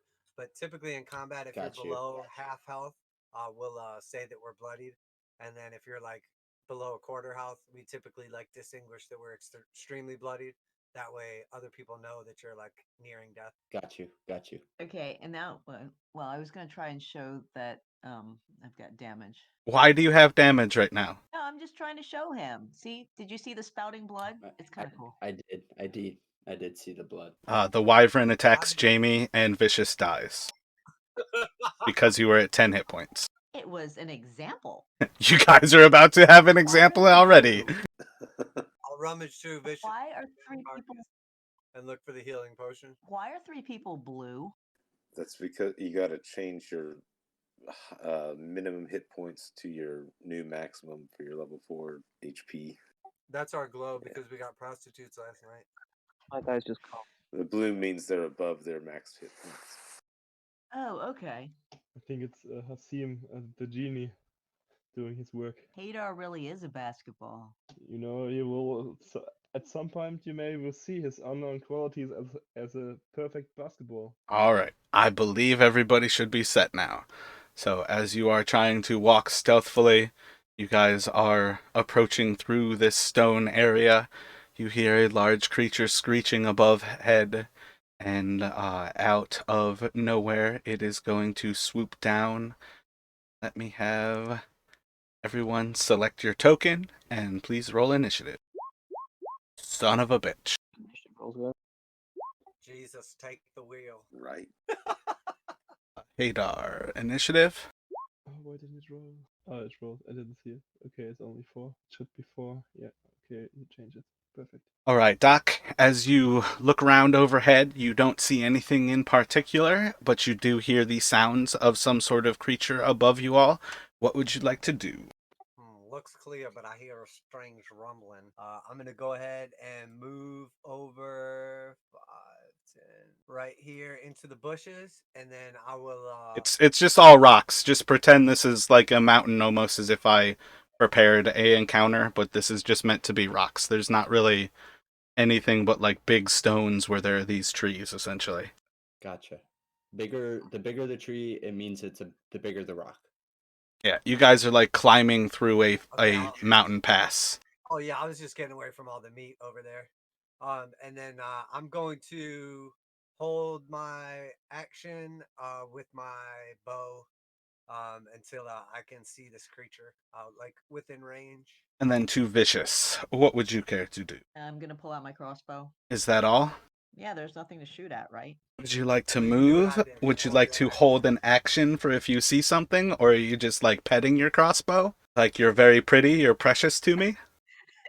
Yeah, exactly. Fine. I'll move and hold an action. If you hold an action, you can use a reaction to shoot the crossbow, is why I ask like that. If you just pull out your crossbow, the wyvern is going to attack someone, and you are going to just be holding your crossbow. Well, I did name it, and I, have these ribbons around it to make it prettier. And it's very Full Metal. So Vicious pulls out a crossbow, and she pets it and tells it how pretty it is, and does nothing of other usefulness. No. I'm holding an action. I'm going to shoot. You are holding the action to shoot Doc? Are you waiting to shoot Hadar? What would you like to hold your action for? I'm holding my action until there's a wyvern or whatever shows up. So you are looking for something to shoot. You all should have some level of familiarity with how your holding your actions works. Joel, so as you hear this screeching above head, you see as Doc and Vicious both pull out their longbow and crossbow respectively and seem to hold their attention towards the sky. What would you care to do? And for what I was explaining to them, holding your action is essentially either casting a spell or holding a weapon at the ready for a specific thing that will cause you to take that action that uses your reaction to take said action. Alrighty. I think I'm going to move behind this rock here, and then assuming that this puts me farther away from the noise, and then At present, like, again, the map here is just to give you guys a vague understanding of where you all are. This could just as easily be an absolutely blank piece of paper. My point of putting it here is to give you the idea that you can go towards a rock or take cover under larger rocks. You can do vague things. This is not the map that you guys are on, but you can approach rocks for cover kind of thing. It's more theater of the mind, giving you all something to still look at, though. But with that, you are not getting away from the noise. The noise is above you, and it's echoing through the rocks itself. You all do not know where it's coming from at present. but it's so high up and it's echoing through us rather than like being in front of us and me being able to put something in front. So I think I understand that. So I kind of hold my defensive posture here, but I think I would also like to cast bless, and I'll cast that on Doc, on Vishu, or sorry, it's vicious. Why do I say it so weird every time? Just vicious, and then Ariel if I could. All right, so if you click on Bless, you can cast it like that. And then Doc, Vicious, and Arlyle, three of you will have a extra d4 for your attack roll or saving throws. Do I need to roll or anything, or am I good from here? No, that's everything for that spell. Awesome. So I believe that would finish my turn there. And then from there, it will go to Madame Eva. All right, Ava's gonna move over here to the cover some rocks there. She'll do mage armor, and with her cunning action, she's gonna stealth. Roll another stealth check for me. That's fitting because you have all already failed miserably at stealthing. One. And then it will go to Alright. Arlyle. I'm going to move over here, and I'm just going to hold action with a javelin to attack any hostile enemies which attack us first or appear to be about to attack us. Then to Hadar. Yeah, I'm gonna look at Wishes and be like, and see that she's like pointing her weapon in every direction. I'm like, oh, you better get a little bit away from her, and just gonna step a little bit to the left, and I'm gonna ready my fist to throw a radiant sunbolt at whatever is, if an enemy is coming up or something. I'm gonna ready my fists. Like I have to. Yeah. I mean I don't have a weapon. What is the Sunbolt? That's like I can display. It's like a normal attack for me, but I can use it as an attack action. All right. So Like using range, that, you are going to use that key regardless of whether something actually activates your Radiant Sunbolt. Like, that's already cast and used. Yeah, but I don't need to cast it. I can use it whenever I want if I get it right. Oh no, what do I have to? But my point is if you are readying Radiant Sunbolt, you have already cast Radiant Sunbolt, and you're waiting for a reaction to use it. Yeah, that's what I want to do. Just meaning you don't get your spell slot back, right? That's what you're getting at. It's that's effectively a spell for the monk to use that works in the same way. Readying a cantrip doesn't really affect you nearly as much as readying a spell. If you ready a spell and it doesn't trigger, the spell is wasted. If you ready a cantrip and it doesn't trigger, it's just a fucking cantrip. But at that point, if you're readying Radiant Sunbolt, you are using it, and it is a key point spent. I recommend against it, man. It's only a 30-foot range. The chances of it coming within 30 feet of your next turn is tiny.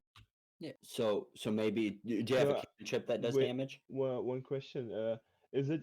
I understand it different because I thought one key point is for me to use it twice, but I thought I can use it once whenever I want, like a normal attack, like a normal hit because if it goes. Oh with one yeah, key okay, I point, see that.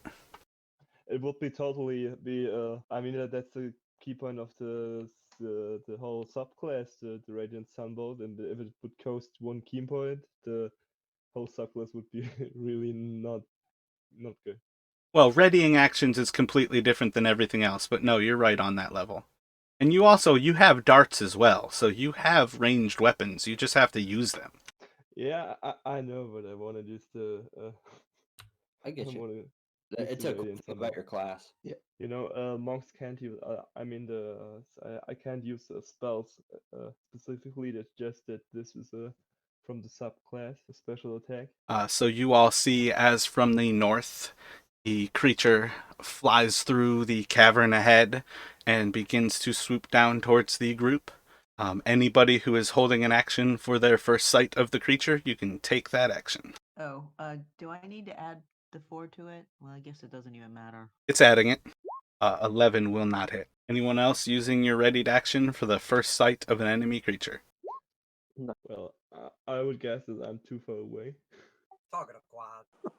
So as it approaches the group, you guys continue to hold your spells until it gets closer to where you would think it might be in range. Well, everybody was holding for the first sight, so this is the chance that everybody has to use their reaction. What is it doing with sharpshooter on you there, Doc?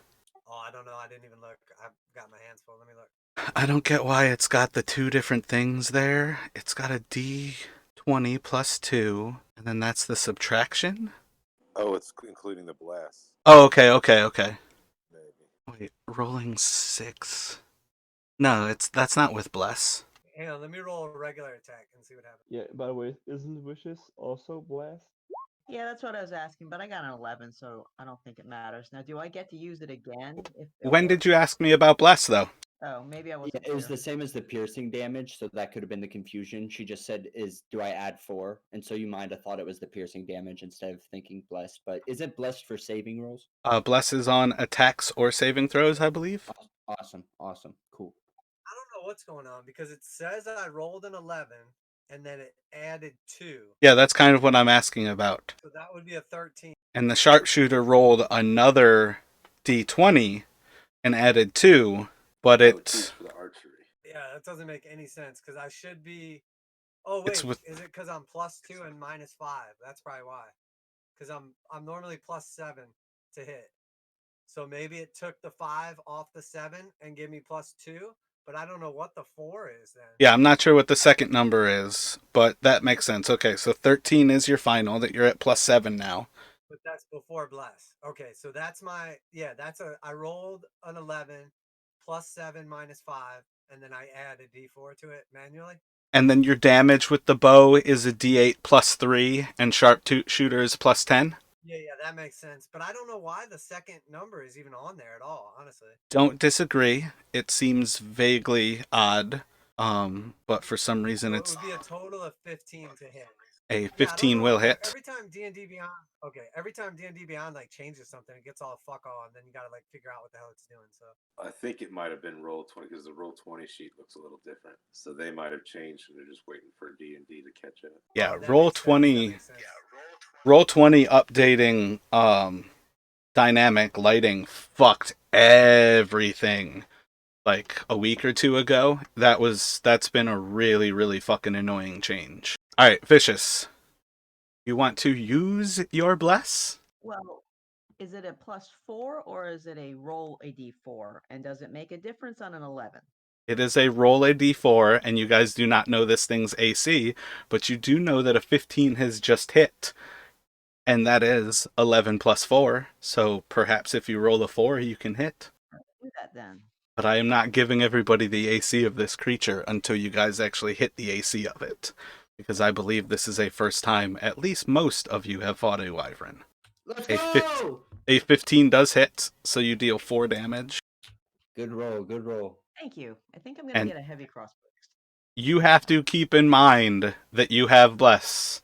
That is up to you all to do. Like, this is... There's so much that you have to do for yourselves. No, we appreciate what you're doing for us. Right, I hadn't used it before I rolled, so I wasn't sure if I was allowed to after. And then I wasn't clear. On seeing them attacks, am I allowed to release my held action to throw my javelin? That's what you were holding for, is before, when it showed its sign. That would have been what everybody was holding for, is their first sight of this creature. Is Bless the one where you only get to use it one time, but you can save it like as long as you want, or is No, it that's every time? inspiration. As Bless long is as he has concentration, you guys have Bless Yep. for 10 minutes. That's what's up. But if I try to cast a different spell, you'll lose it. A different concentration spell. I understand. Cool. So I didn't actually pay too much attention to how many concentrations that you have set up, but there are certain spells that require concentration and certain that don't. With D&D Beyond, it should have just like a black circle with a C inside of it. Those are the concentration spells. Yep. Gotcha. So the wyvern is going to swoop down towards Doc. It is going to take 2 swipes at him, one with its mouth as it bites down at his shoulder for a 14 to hit, and then one as it stabs at him, with its stinger for a 14 to hit, as its tail like stabs towards him. Got lucky, son. And then Doc, what would you like to do? Wouldn't get ahead. Now this fucker's on top of me, huh? Okay, so I'm gonna stow my bow, and then I will pull out my. Can I use 2 daggers, or does that bow action already count as not being able to pull out a dagger, or like do I have to pull out a dagger and attack? How does that work? The bow is your free action to stow that, and then how it works with actually making attacks is you can draw a weapon to attack with it at the same time. So as long as you're throwing daggers, they essentially don't affect your action economy in the least bit, because you are pretty much drawing the dagger as you're throwing it. But you're never going to have anything in your hands at that level. Okay, but I can use the like attack and dagger action, like the free action on the dagger, basically for both of them, not just one. Well, no, it's not like using your free action to draw a dagger. It is assumed with weapons that in the process of making an attack with it, if you can make an attack with a weapon, it is assumed that you can draw the weapon as well. So you equip the dagger in the process of attacking with it. Okay, sweet. All right, so then I'm going to pull out a couple of daggers, and pull out a couple of daggers, and then I will step back 5, 10 feet, see if it procs an opportunity attack on me. I'll keep 5, back 10. if I have to. As you step back, it doesn't seem to do anything at present. Okay, but I just want to make sure I'm out of my close combat range so I can throw my daggers at him. So with that, I will unload a couple of daggers on this dude. 19. How does the bless work then? Do I do that as I make the attack? Well, I guess in this case it won't matter, but do I have to say it ahead of time if I'm only going to get to use it on one, or can I use it on both? I believe bless is just for all of your attacks, so you can just add it to both of those essentially. Why is it doing each of those different though? Is it just because it's double digits? I think it's just because it's double digits twice that it's pressing enter basically because it can't do it. I think that's the only thing that's making it look weird. That's got to be what it is. Like, why on the second one did it not roll? The second time it didn't roll anything for sharpshooter. Oh, I see what you're saying. Like it was rolling a 19 regular or a 14 if I use sharpshooter, and then it well, no. Regular, it's a 19-14 rolling twice in case you have advantage or disadvantage, but it takes too much space to type up the double-digit number that it is having to drop the 14 below. I don't think there's anything special about that except for the fact that the formatting. A little bit. Yeah, it reformats. Oh, okay. So the word sharpshooter is because I have that written in on my character sheet. Okay. So the 19, well, I won't even roll my blesses because it'll be a 19 and a maximum of 9. So yep, a 19 hits. Maximum of 6. All right, so yeah, that's it. And then that will be the end of my turn because that's my action and bonus action. And then it will go to Vicious. All right, it's 40 feet away. Can I get to it and enter rage and attack it with the maul?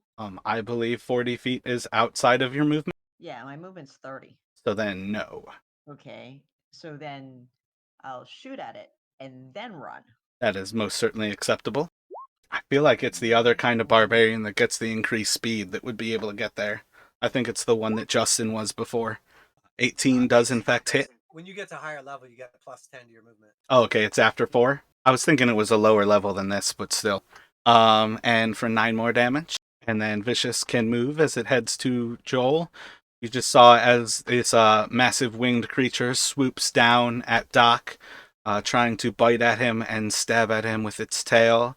And then Doc has responded by stepping back, dropping 2 daggers into its chest, and Vicious quickly followed by sinking another crossbow bolt into the creature. What would you like to do, Joel? At this moment, I would like to just slightly position behind over here some, and I would like to ready my cantrip Thorn Whip, I believe it is called. Yes, Thorn Whip. So I just ready it for if it is to engage with somebody. I'm not looking to use the spell in an aggressive manner, but rather holding it to help one of my friends disengage if they are overwhelmed. That's the mindset. So if it moves up to someone, you are looking to cast Thorn Whip to try to pull it away. More or less, I'm conceding that it will get an attack on somebody, but I'll be able to prevent any grappling or be able to hopefully cause separation if it's needed. So if it moves up to somebody, you are going to cast Thorn Whip. Yeah, if it comes over to one of my teammates over here. Mechanically, you can't just avoid it from doing things like that. If it grapples someone, you would be dragging both of those people at the same time. Okay, got you. So if I understand. I'm sitting here ready with Thorn Whip. And then Madame Eva? All right. Let's see. Well, it's not attacking me. It's a good thing. I like that thought process. It's not currently killing me, so I'm happy there. Yeah. Let's see. Let me see if I can move up by Arlisle. And where does that put me in range? Way too close. I think I'm just gonna take the dodge action for now. But I will.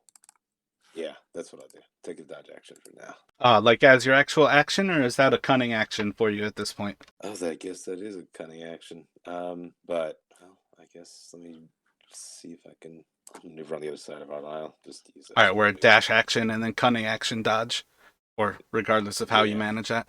And with that, it would go to Arlisle. I'm going to try and cast Compel Jewel on it. Don't know why isn't it rolling? It's just posting the actual fucking. No, there's no roll for it. It's just a roll saving throw. DC 30. I think each guy's going to read it 3 times. Wisdom DC 13. Is it Wisdom, sorry? I think it said Wisdom. Yeah, it's Wisdom 13, so I guarantee I'll make that. Where is Compel Duel from? Okay, it's an actual spell. Just throwing it out there, Madam Eva, you crack me up when you talk because your in-game person is the most different from your real-world voice. So it's the farthest. Oh, thank you, dear. Love that. Anything else from Arlisle, or is that it for now? Succeed on the saving throw. It doesn't seem to react at present to you. Alright, well then I chuck a spirit. A 19 will hit, and 9 more damage. And Hadar. I'm gonna move a step closer, and from here I'm gonna shoot my Radiant Sunbolt. A 24 will hit. Nice. And as and I want to play with it, I will put my. If you're still describing, your mic turned off. Yeah, I want to tell I'm posing I'm gonna grab one fist. The right hand is a fist, the left hand grabs it, and I'm gonna be like Hadouken. And of course you are. Yeah, you know what I want to play with. Yeah. Describe. Yeah, and that would be the end. Yeah, it would be like, and then in the moment it just be shouting and stretching my arms out and opening my palms in the direction of the monster and firing out the radiant sunbolt. The wyvern is going to take the dodge action, and it's going to fly off. Come back here, chicken lizard. I attempt to, or can I take this moment to attempt to cast my spell at it? You were holding it for if it attacked someone else, if it moved into combat. The triggers for a held action have to be very particular because that is what triggers you to actually use it. It's not just something that you can hold for something. It's always going to be a very particular thing that you are holding for. Gotcha. Got to give it purpose. So you can do an action, but attach purpose with it. Yep, that's why I was being particular with asking what you were waiting for. It's different things like I am waiting for Doc to throw his first knife, and then I am going to cast Thorn Whip. Or I am waiting for it to move into combat with someone. I am waiting for the first sight of something. It's always going to be a very particular thing that basically releases it. Cool. Gotcha. But no, you guys definitely tore it to shreds. It made a little bottle test, and it's an intelligent enough creature that it was recognizing that for whatever reason that it put its sights on you all, it was a mistake to swoop down at you all in the least bit. As Poor things- soul. He was just too high strung. Hey, did he fly away with my daggers and my arrow in him? Yes, any of those, I feel like 2 crossbow bolts hit, 2 daggers, and a arrow, so you guys will mark down all of those, as well as a javelin. All of those weapons would be lost. Affirmative. At this time, I walk up to Doc and I examine his wounds. Hey, Doc, how bad did that thing get you? Took more damage smoking my cigarette. Do you think I Truth. should give you a little touch up here, or are you good enough to keep going? Didn't even hurt me at all. He swung at me incompletely. Oh, I see you now. You don't even got a scratch on you. Okay, cool. So, I suppose before that untimely encounter, we were on our way to that camp. You don't suppose that wyvern gave us away, do you? Well, you all have enough passive wisdom among yourselves, or passive insight, to probably acknowledge that you have come pretty close to the range of this wyvern and things that it would consider precious, if not its actual nest. But at present, let's take a few moments for a break here. We'll come back like 50, 55, depending on how things kind of play out. Or wait a second, my bad. Ben, are you going to have to go pick up your little one?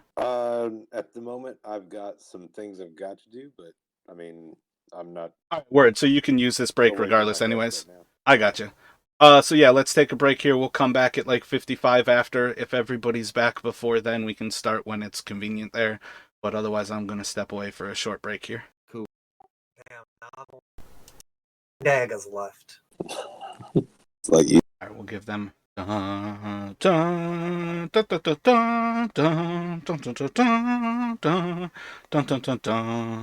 demonetized. Hell yeah.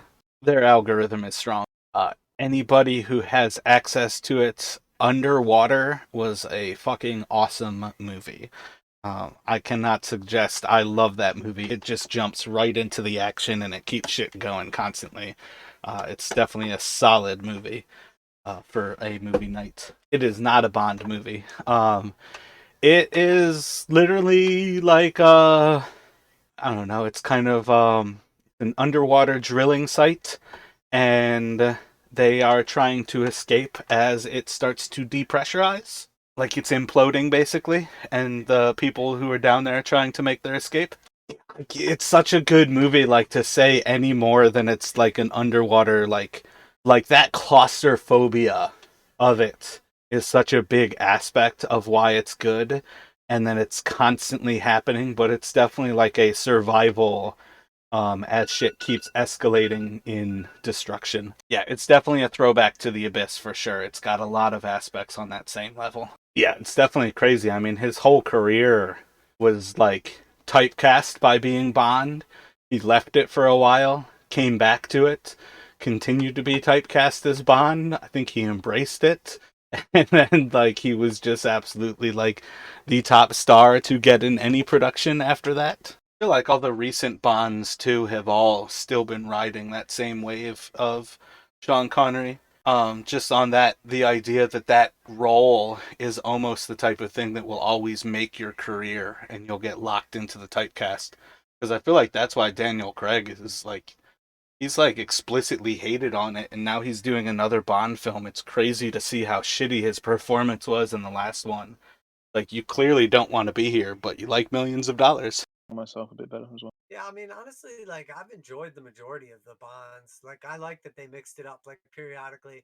I know like a lot of the newer ones got hate, but to tell you the truth, when it's all said and done, Austin Powers is better. Yeah, because it gets you to laugh. 100% best of both worlds. Dude. Huh. Mike Myers doing actual James Bond would be so fucking amazing.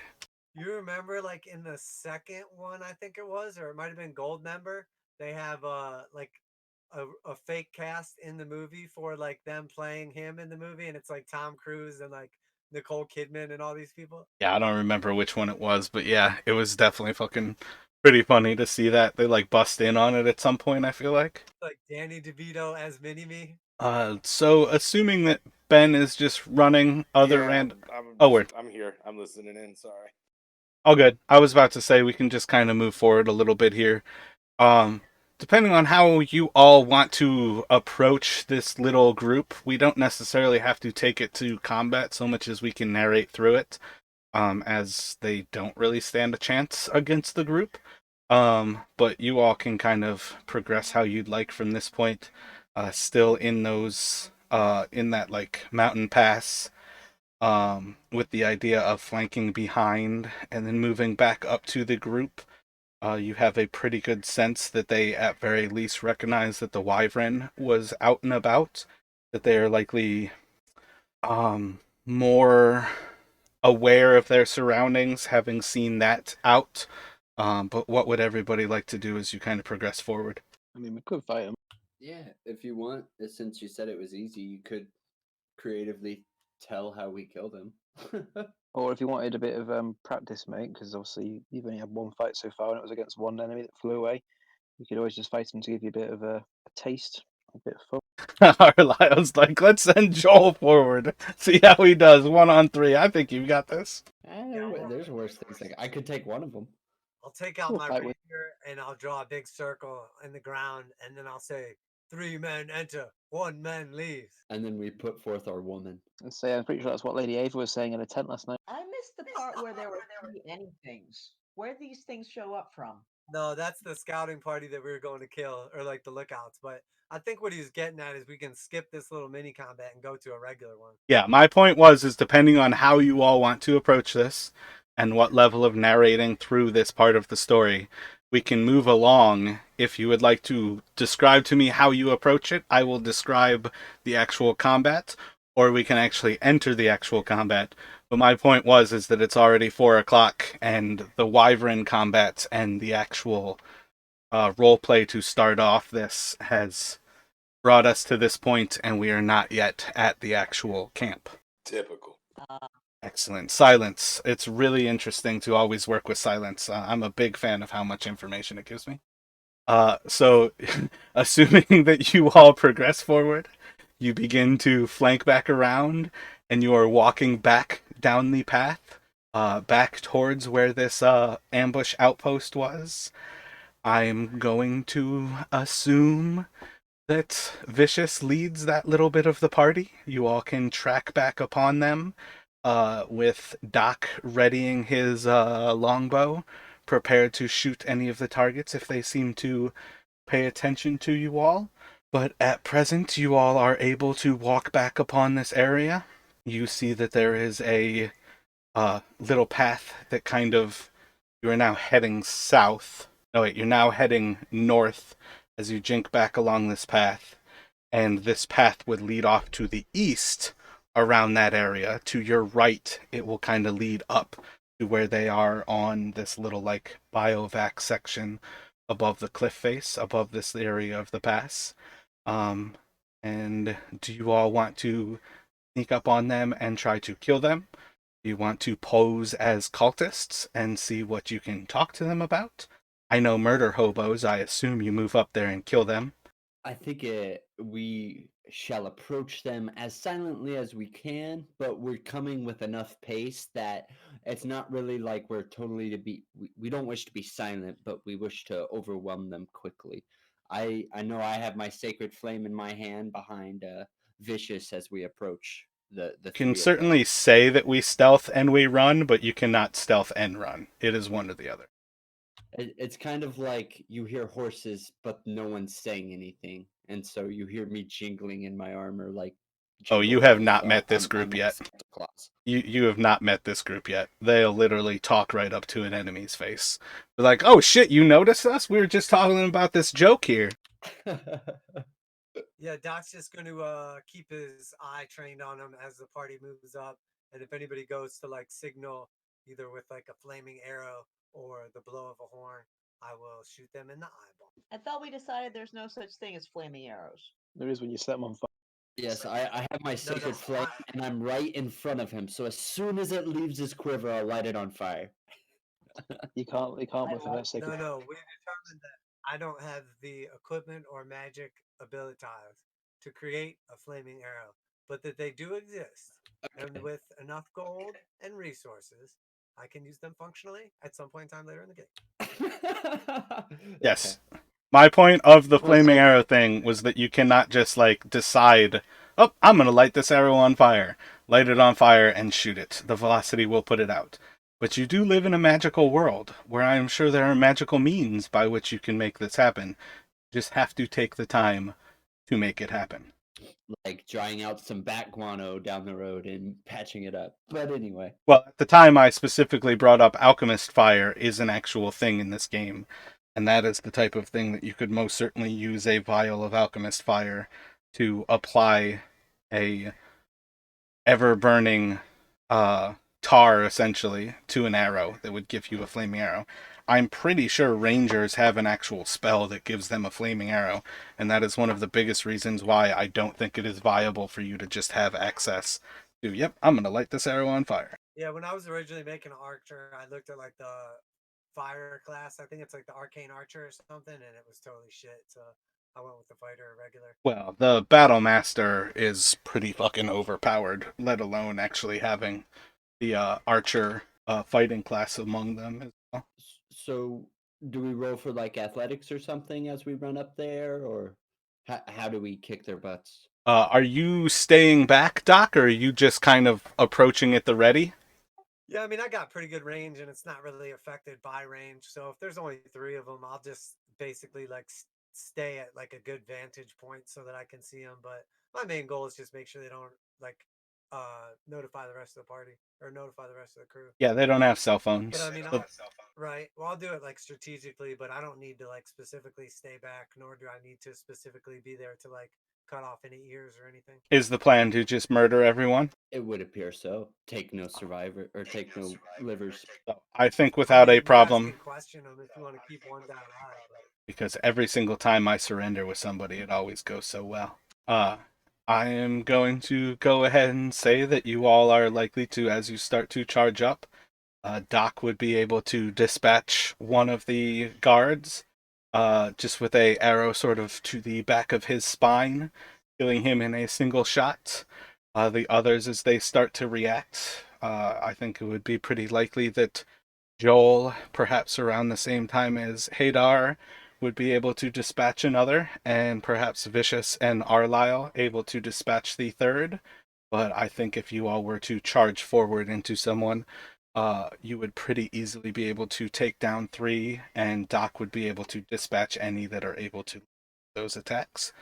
But you all are able to take this little camp here.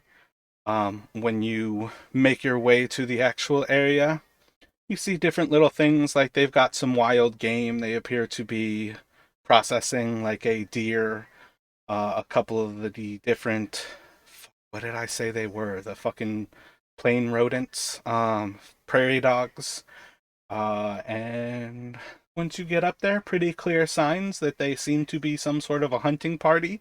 They don't appear on that same level to be cultists. This appears to be something different. Well, that might be a small shame there, but at least we don't have to worry about dinner, I suppose. I'm a bit taken aback of what we've done. If I have to be honest, I think I'm gonna take some time to dig some graves for these fine people. Is that a Canadian accent? I don't know. I just got really sorry, so I guess I went Canadian. I just started feeling bad, you know. Oh, I'm sorry about that. We're sorry. I just can't lose my powers, man. I'm a cleric. I gotta be a decent dude. I thought these were dragon cultists, man. And the Canadian. It's great. So maybe you guys can look around the camp for any indications of what might be in the camp up ahead. You all would be approaching dusk at this point. You are welcome to take some time to dig a grave, but you are currently on like a stone outcropping, so you're going to be dragging the bodies somewhere and disposing of them towards the plains rather than as it's getting into the stone mountains. You can make something like that happen. You're just going to go into the evening with that. Would you all like to do something of that sort? Take a long rest, progress forward. This would set us up for an attack at dawn or something of that nature. Oh yeah, I mean, I honestly don't care about their bodies. I've just assumed the rock will come and eat them. As an honorable cleric, I cannot let these innocent men who we murdered in cold blood rot above ground. I have to take care of them in some manner. But I wouldn't call it murder. So, do you assume that their religion normally dug people underground to be, yeah, for a happy death, or maybe probably it's their way of doing things and just laying on the ground, and it's just want to throw it out there. If you guys wish to attack now, I can postpone any ceremonial duties until the time is more fitting. Oh, perfect. Yes, we'll come back a little later and take care of the bodies. I'm sure when there's nothing else to worry about. Yeah, and probably, but we probably need to dug some more graves later on. All right, Anyway. so stashing the bodies off of the path somewhere behind a bush. Joel wipes away a few tears as he tucks them away. Let me just make a note of that on the things that we need to do before we leave the area. Okay, and it's done. Thank you. We will definitely remember to do that. I totally hope this party at some points gets access to modify memory. So every single time the cleric's like, yeah, I've got to bury these people. I can't believe we would leave them here unburied. And then somebody's just like, and modify memory, take that off the list. And let the cleric still feel good about himself. Well, I really did think they were going to be cultists scouting. When you said they just appeared to be normal guys, it was kind of bummer.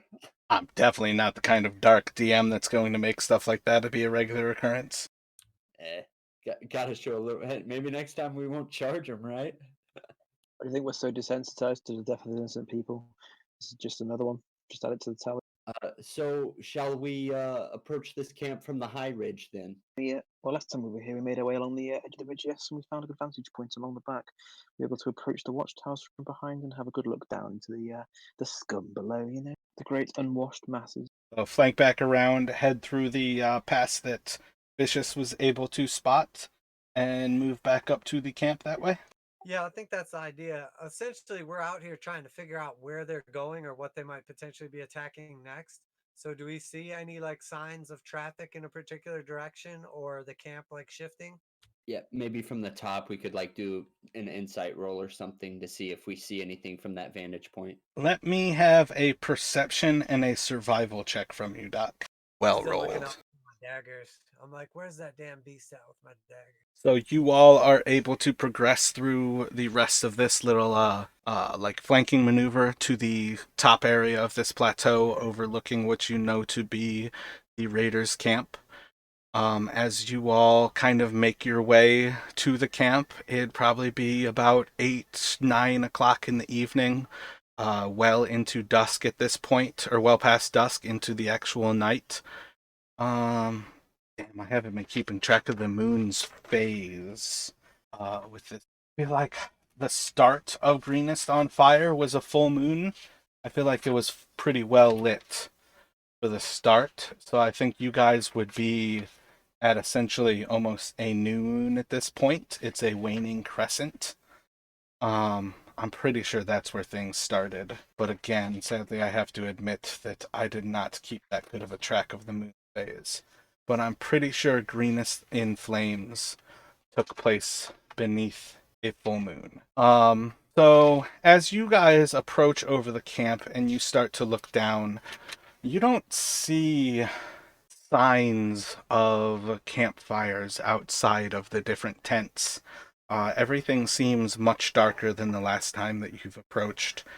There's little bits of light from the moon that seem to show that you are in the right place. But overall, it Doesn't seem to be much of anything here. It seems pretty dark inside of the cavern that they, or not the cavern, inside of the like horseshoe of this like gully that they've built their raiders camp inside of. There's an occasional fire here and there, but maybe like 2 or 3 fires where before there was 60 or 70. It looks deserted. Can I see whether there are fewer actual people, fewer actual tents, or is it just that most of the fires are out? Like maybe they are all tired and went to sleep. Make a perception check, and yeah, just do the perception right now. Seems to be pretty much the same camp. Can't really tell any difference. It'd be pretty early for them to be asleep where there's no fires still. I would imagine after the prison break that they moved shop. Does anybody feel particularly brave to go and investigate the camp any further? I would volunteer myself, but we've seen how my ability to stealth has been this evening. Vicious, can you see any signs of where the camp has moved out to? I'd imagine it'd be difficult for 200 souls to just disappear without leaving a track. Can I tell anything? Not with that roll. What I told you is what you were able to spot. Yeah, that's what I figured. That it seems like you guys have come upon the same camp. It seems like everything's the same. There just seems to be very few fires. But again, you guys are like 70 to 90 feet above the actual ground on the plateau that you were on. So getting any other information from this height is not something where Vicious is just going to be able to see. Like, your ability to see in the dark is still, you are not blind in the dark. It is not that you have the same vision as when you guys actually have shit lit. Right, right. I do have a particular spell that might be able to get shit lit down there, but it would also awake everybody down there to the presence of us. Yeah. And just go down there and kill a few of them and maybe keep one alive and ask some questions. I imagine a little persuading is all we need. All right. So if anybody is so inclined to stealth, they should probably go on ahead, and I will remain here attempting to stay vigilant with spells to shoot with my long range spells. If you stay here by yourself, I have a sneaking suspicion that the wyvern will swoop down out of nowhere and eat you. I just know that I'm not going to be the one going into the camp attempting to make stealth rolls. Well, last time we entered from here down onto a rope. The guy that we tried to save but was alright was here. This tent here was heavily guarded and seemed to be the main hive of activity. And this is the watchtower where we killed 3 people before we dropped down.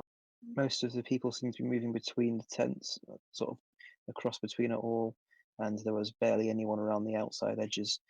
Also, we saw people climb up this cliff here to the watchtower. They sort of went up on their hands and knees, so they can climb in and out of the cliff walls where it's not too steep. But some places, such as here, are very basically sheer drops. And what cliffside are we on right now? You guys would have kind of come up where the overview is. Like basically like around that 100-foot part of the map. Gotcha. Can we see the watchtowers? Does it look like there's anybody in either one of them from where we're at? In this light, you're not able to make much of anything out. There doesn't appear to be anything that would make you think that they have like a fire to keep warm or anything of that sort, though. I think we should just go down there and see. If it doesn't appear that there's that many of them, I think they're less likely to be hostile. Perhaps we could play dumb that we are just some cultists arriving a little late. I also have an idea. We could sneak around. Oh, that watchtower is where we actually just killed people, isn't it? Nope, you guys were not here. Okay, Nothing so has that's a happened different here. guard tower on that side. I was just thinking if there was a structure that I could light on fire, it would probably cause people that if they're in the camp, they would do something about it. They'd show themselves. Or it would raise the alarm that there's people here attacking. Maybe fires happen as well, just normally. But that is true. The other option was to impersonate them and attempt to trick them. Provided they don't recognise us by this point after a couple of encounters with them. We seemed to blend in okay last time before we ruined all of our stealthy attempts. Yes, we're obviously not very useful when it comes to sneaking around, so we could just play dumb until it's time to draw our blades. What do you think, Kadar? So sorry, I was grabbing something to drink. I missed this. Do you Do have we any thoughts on how you would like to approach the camp? do you think we should attempt to impersonate dragon cultists and then go guns a blazing if it goes south, or should we light a guard tower on fire and see if we can get more information about the camp? Those are kind of the two options we're thinking. Just a short question. How does lighting a guard tower on fire give us information? Because likely when some building is on fire next to you or near you, you will go outside and look at it, address it, or put it out in some way. You won't kind of just act like it's a fart, and it won't just go away on its own, you know? You haven't smelt one of Madame Ava's parts then. Yes, so you want to cause a little bit of chaos, and then Very subtle old person fart joke there. we could probably also combine both things, like lay the fire, cause a little bit of confusion for everyone, and then just pretend that we are cultists and go in. Okay, I like this. So there's one group that goes to the watchtower and lights it on fire, but they do it if the impersonators who enter the camp engage in combat. Yeah, I don't know. I'm just spitballing. I wouldn't split the group. The group. I have a bad feeling about splitting because then Uh, the fights will always. Understood. It sounds like we're impersonating these and dragon cultists. Yeah, my idea was lay a fire, then run away and impersonate the dragon cultists from another point and go into the camp or something. I have pretty high charisma. Who else is decent on rolls? Yeah, I got high charisma. I have absolutely nothing on. Actually, everything about me screams anti-dragon cultist, so I would probably stick out with my holy symbols and other virtue signals of a cleric. You've got common clothes you can change in your Oh, yeah. equipment. You should see common clothes. Right, but he's not carrying another set of clothes. Probably is if he checks his inventory. I'm pretty sure we all. Yeah, pretty much every character starts out with some level of clothing that's simple, common clothing. Usually common clothes, a traveler's clothes, and then like nobles have a fine set of clothing and whatever shit set. Right, but are you saying he should change his outfit today? I mean, Well, if he's it is concerned about sticking Arlisle. out because he's wearing. I'm not concerned. Yeah, it's like Used to be British looking. going to attack India with like all the people behind them carrying a full tea service. Yeah, who's gonna be my jam? So like another Tuesday. Well, a jam boy was the most racist thing the British ever did. Well, one of it anyway, which is where they'd have a poor Indian person walk in front of them smeared in jam, so all the insects would land on them instead of them, so they could go through the jungles unhampered by insects. It's got to be made up. It's too No, I'm dead vicious to serious. be Look it made up. up. It's awful. That sounds very British to me. That makes perfect sense, honestly. Yeah, so Yeah, whenever I'm when playing you- games with my mates, it's always who's going to be the jam boy and who's going to run in as this. All right, so I have a better idea. It's very similar to your guys's, but instead, you guys just act like I'm a prisoner that you're taking in with you. So you're dragon cultists, and I'm your prisoner, and that gives you your alibi to enter the camp. In the middle of the night. Side question: do we have any jam? I could be an escaped one, and that's returning, and that could be why it's at night. I didn't quite catch the other question. It was a silly question. And Oh, might be. I like to imagine one of the rations kits has like a hardtack version of jam to go along with the rock version of bread. I'm going to rename that item Instant Jam Boy. It's like trying to take like rock candy and spread it on someone. Arlisle, where I'm from, if you start asking people who wants to be a jam boy, it has a different meaning. Well, I'm still not convinced you didn't touch my ass before, so you know we're still on uneven terrain at the moment. I'm pretty sure both of you were grabbing the other person's ass at that point. Going in. Roger. Oh, the camp, I meant, not you, Arlisle. Well, I'm glad you made that distinction. I was my guard was heightened for a moment. Doc will take you to Ram Ranch. I'm about to ask someone to roll for initiative. Arlisle's AC is too high. It's difficult to get in there without his permission. Besides, your prison pocket's full, so I couldn't enter there. Yes, my dagger is on full defense. I suppose that's the added benefit Alright, of having so a we're knife, going knife in. in your We're going into the camp. I'll grab some dirt off the ground and rub it all over the cleric's face, and then I'll open hand smack him. Yes, would you like me to beat him up a little bit, make him look a bit, cap? Oh yes, Yes, I yes. think Gotta we should make it roll. believable.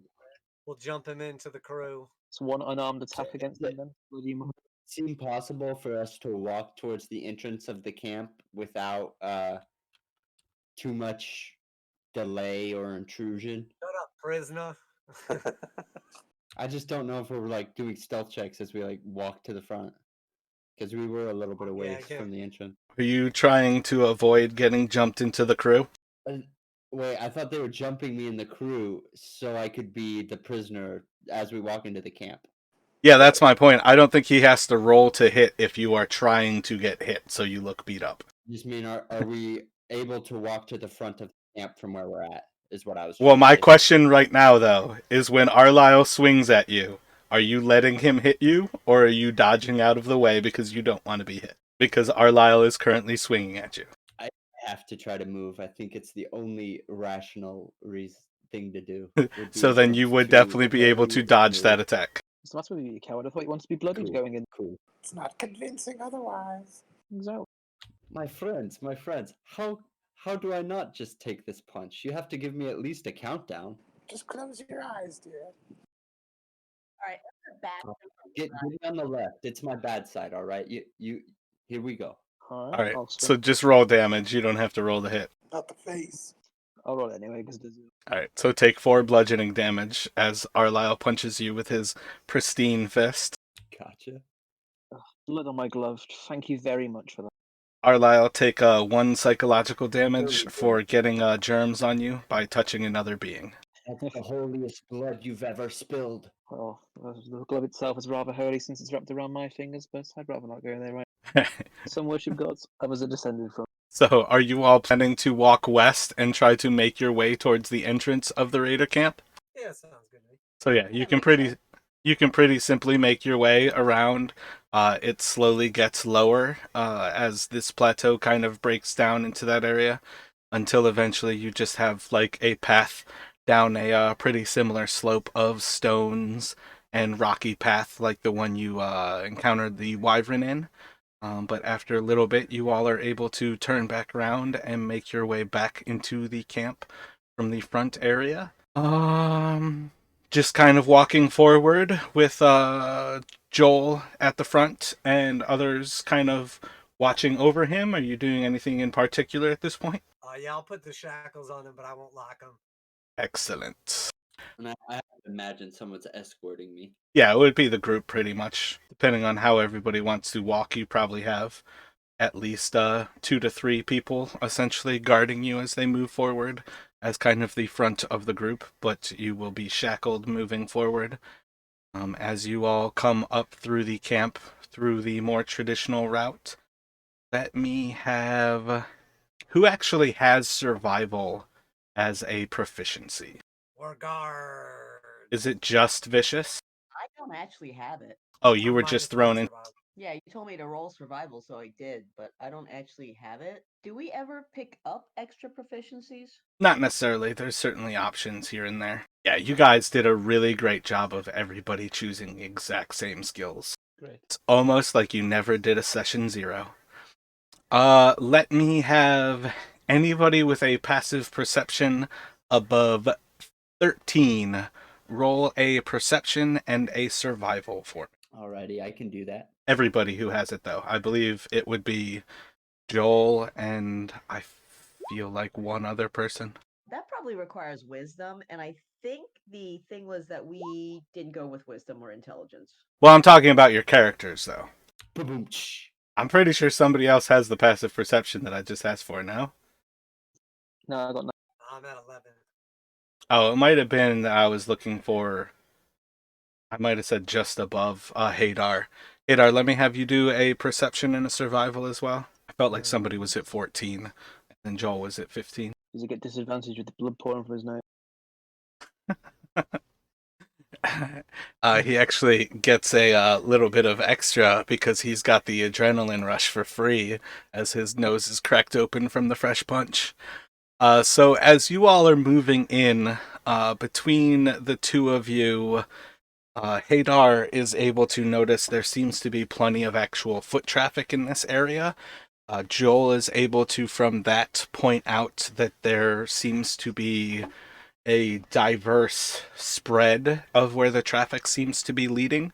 But there's pretty solid signs that there has been a lot of traffic, not necessarily coming, but mostly going from this raiders camp as you all walk in through the entrance here. Hey, it looks like they've all cleared out. There's only going to be a few stragglers left, it seems. Look at all the footprints. They're all going one way. No, they're going many ways, but they are leaving the camp. They all seem to be going the one way away from the camp. So as you head through the camp, there's not really much of anything happening inside of the different areas. You again don't see any sort of fire from the first guard tower that you walk past.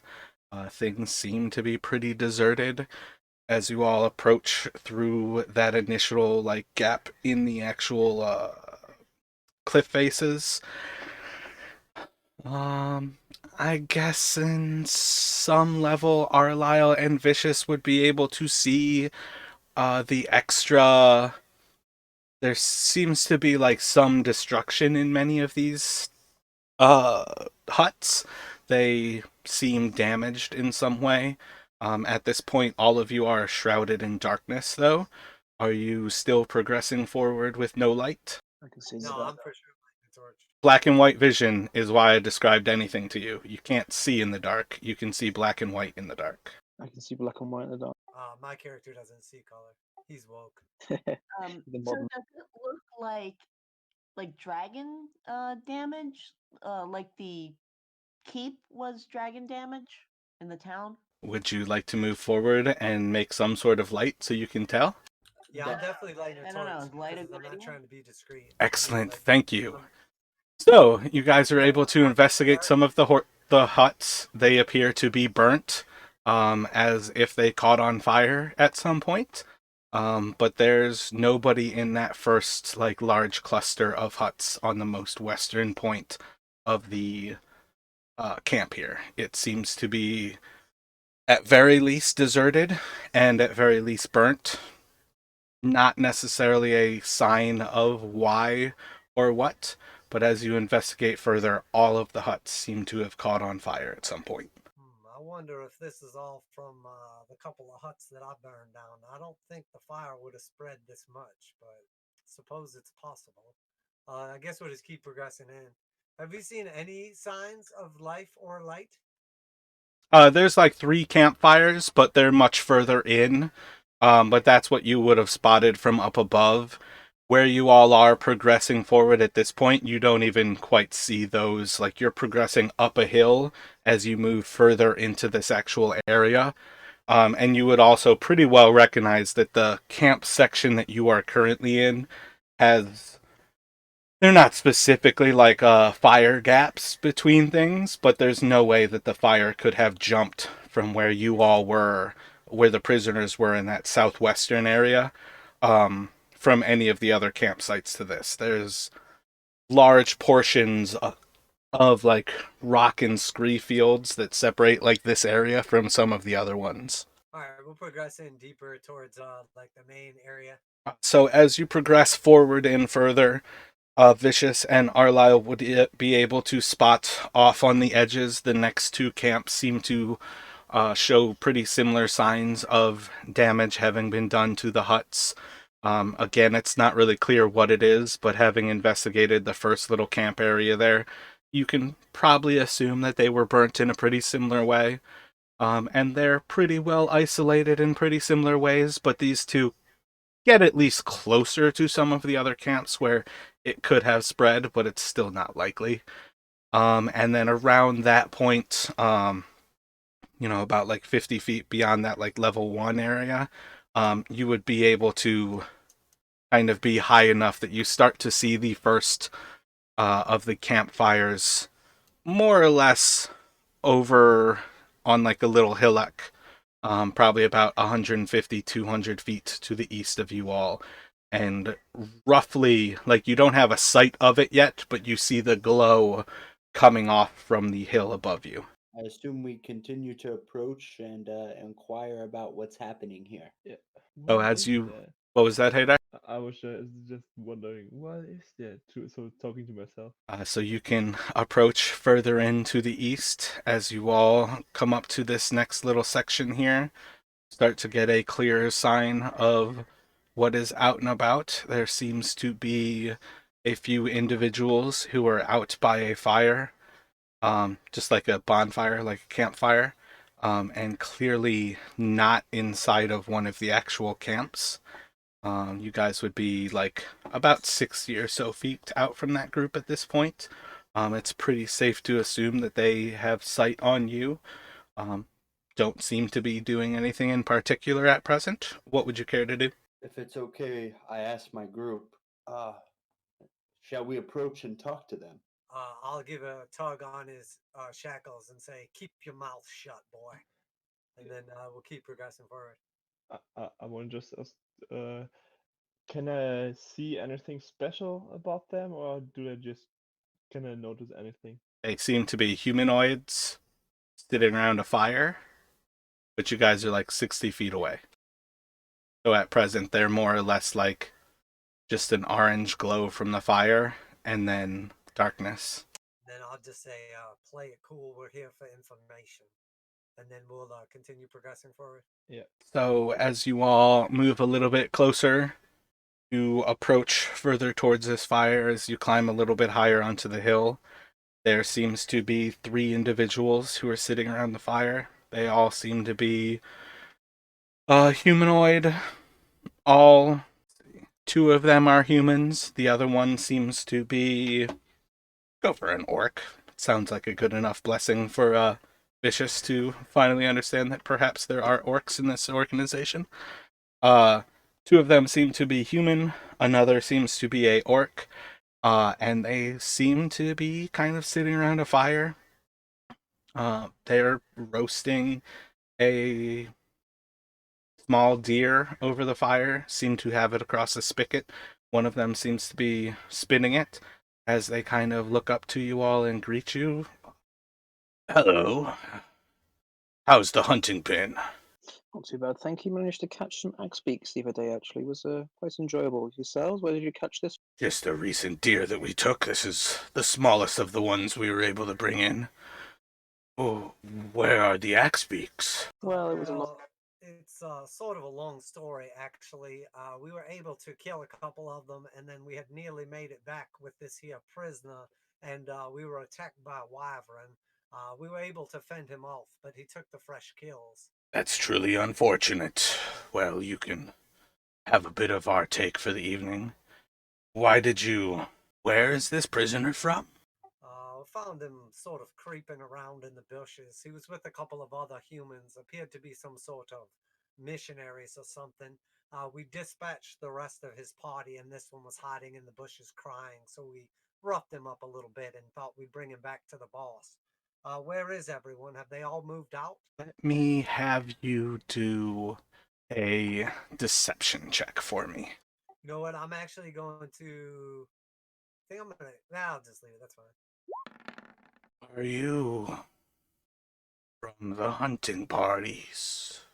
Don't know specifically which hunting party you're talking about, but we had went hunting previously, and while we were out hunting, we stumbled upon the party. But initially, we were set up in this camp but a few days ago, before all the commotion.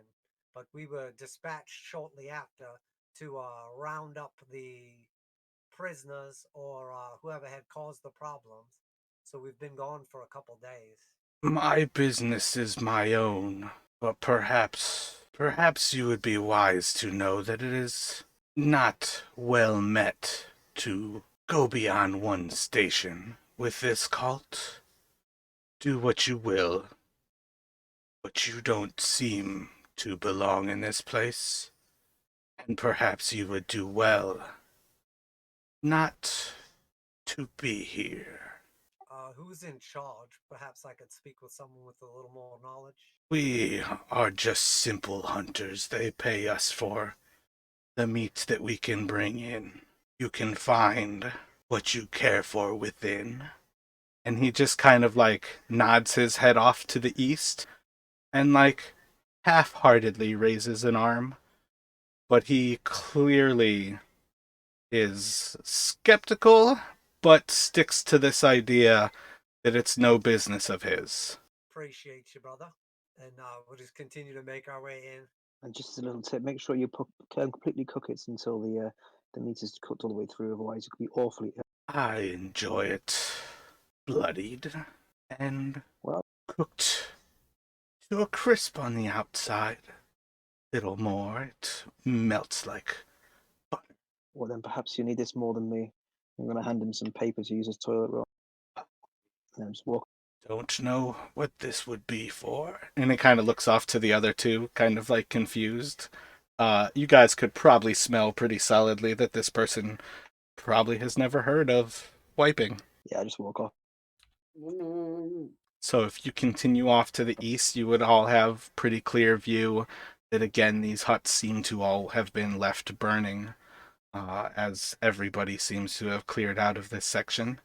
What is your path forward at this point? I guess we'll sort of make our way towards like the main tent area where we would have seen like the most people, but definitely trying to kind of make sure we don't get in too deep here. Main tent area that you've seen the most people being. Like number 2, where like the boss man was at, or like that central area where the tents are. Are we Yeah, still that where was that like circle is on the map? that was like a central tent. That's where the fire was at the circle. So that's where you guys would have just been with that group. The tent that you all saw the leaders So are we at. starting to, Continue. I was gonna say, are we starting to get the impression that there's like less than a dozen people left in this camp type deal, or? You as a person, what impression are you getting of this camp right now? Oh, definitely getting the impression that there's like literally a handful of people left. I think that's a pretty solid assumption. And at this point, I think you guys could probably gather that there seems to be hunting parties that they are sending out, and if that guy is to be believed, he's not a cultist. He's just a hunter who has perhaps been hired to accomplish a job of bringing game in. Right. Well, that gives me the impression, though, if he's hired as the third hand hunting, that somebody's coming back or somebody's still here that he's hunting for. So I guess we'll progress in deeper and see if we can get any more information. So we'll head towards like the next fire or group of creatures. Yeah, so like that tent 2 was not like the largest area of tents. It was just a particular tent that was the largest tent. And as you all were scouting this area out the last time you were here, that was the tent that was clearly well guarded. It always had 4 to 8 individuals outside of it. There was never a time that you didn't see like 4 guards and at least 2 dragon dogs outside of it. But in particular, that's not like the largest section of tents. It was just the largest tent. Yeah, I was getting the impression that was like Linda Rosa's tent or like whoever's like the top dogs are early. What is that right? Linda Rosa? Yeah. So I guess we'll head over that way. Wherever the guy kind of signals us off to. He pretty well pointed in about that same direction, as if off towards that tent. All right, yeah, we'll head over that way. So you would kind of Keep walk moving, between. thick boy. You would kind of walk between those next 2 sets of tents there. These seem to be a different, better construction than those you've just passed through. All still burned, but they seem to be very similar to the original tents that you all saw when you came down by the prisoners.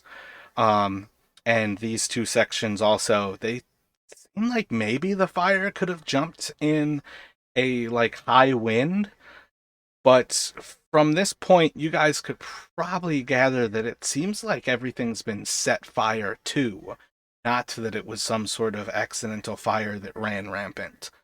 There's not too many signs of these things being interconnected enough that it would be a simple, like, bad accident that lit this place on fire. It seems like everything's been left because, or like, as a part of catching it on fire. But you guys can progress forward. There's the other campfires are just in different random locations. There's not one in particular near that, like, number 2 tent. So depending on what you'd like to do, if you want to progress towards a campfire, that would be different than going, like, towards that tent. Yeah, I think definitely just head over and see if the boss is still over there, or if that one looks like it's cleared out also. My Apple ID has been used to sign into a device in Chengdu, India, or Sudan. That's not a pirate. It's time to change your password. Aren't you in India currently? Yeah, don't click the link. No, that was like from my actual phone, being like, "Hey, bro, Apple's compromised." Hmm. You must have had a really high stealth. No, part of what I was thinking though is I'm pretty sure when it says Sudan, like that's actually where there's actually existing pirates at in the world. Well, it was Somalia. Oh yeah, okay. That is more correct for sure. Yeah, low key. Sudan's landlocked. I was really confused for a second. They could still have pirates. They'd just be really bad ones. Just be internet pirates, yeah. At least it wasn't a Canadian. If it was a Canadian, you'd have got an email saying, "Ooh, sorry about that. We're sorry. Just to let you know, I've signed into your account." Let me randomly just take a few moments to deal with this, and I'll be right back. I'm sorry, guys. Well, that's all right. It's you don't want using your Apple ID to purchase Taylor Swift's album 500 times or What if I ended up with U2 on my phone? That would be terrible. something. I remember that. That was ridiculous. Such a bad album. Yeah, it wouldn't have been so bad if it was actually decent. Is that when they give it away to everybody? They like forced it on everybody. It wasn't even give it away. It was like as soon as you upgraded, they're like, and you're downloading 8 GB of U2. That's like the way that they get you to just throw your phone away and get a new one. I used to live in Ireland, and I was there when I was a teenager, like, and I went to school with the children of two members of U2. My little brother became like best friends with Larry Mullins. He's the drummer, his son. So my little brother went round to Larry Mullins' house a few times and met him quite a few times. That's pretty interesting. Yeah, it's cool. We had like two houses, and one of them was just for like the maids and stuff. And the two houses were connected by an underground tunnel, so they didn't have to see the workers coming in. Wait a minute. They went to a regular school. No, I went to a private school. Oh, hey, yeah, I was listening to a book. And what's the deal with public school and private school in Britain? Well, what do you mean by? Well, I understood at some point that public school meant school that you had to pay for. Yeah, it was a long time ago though, not recently. I feel like that normally public school isn't paid for. Yeah, I mean you don't have to pay for it yourself. Or Yeah, it used to be state schools and public schools, and the public schools are ones you had to pay to go into. And that's because they were ran by the public as a business. We pay oh yeah, Like a taxes, private school. guys. Schools don't run themselves. Yeah, but you didn't have to pay to send your kids there. It was funded by your taxes instead. That's state school. But then because the terms weren't very great and people were getting confused, I think more than anything, just the term private school eventually took over and was just what people used instead. Then, damn Americanization. I preferred it when it was confused. Yeah, it's a modern novel. Yeah, it's different here. Yeah, back when we used to measure anything based on the size of Henry VIII's hands and Right? We still hang on to that. We have private schools here, but they're Catholic, and they call them that because they send their kids there, and then the priests touch their kids' privates. That's why it's private school. You are so wrong. that's I believe that we have that in Germany too. Yeah, if I I'm think paying that Catholicism is £15,000 pretty each, much all over. So yeah, they've got it pretty much yeah, everywhere. it's pretty wide. And if you're really good, you can get accepted to like the actual Vatican, and then you can get directly touched by the Pope. But that's really hard to come by. Only a few hundred kids a year get that. Wait, what gets really hard? To make it into the Vatican on like their little program for like the it's like the top Catholic kids get to go there, and then they get touched by the priest. Who's the one that's getting hard here? I'm confused. Sounds like you. I think we're all getting. Oh yeah, I don't know what you're doing, man, but I'm glad there's no video. Bonus is that my credit card that's attached to my Apple ID is expired. It definitely took me a lot of effort to even remember my passwords, so I definitely don't use Apple that much. And also, I had two-factor identification on, so I'm not even sure that they could have done anything.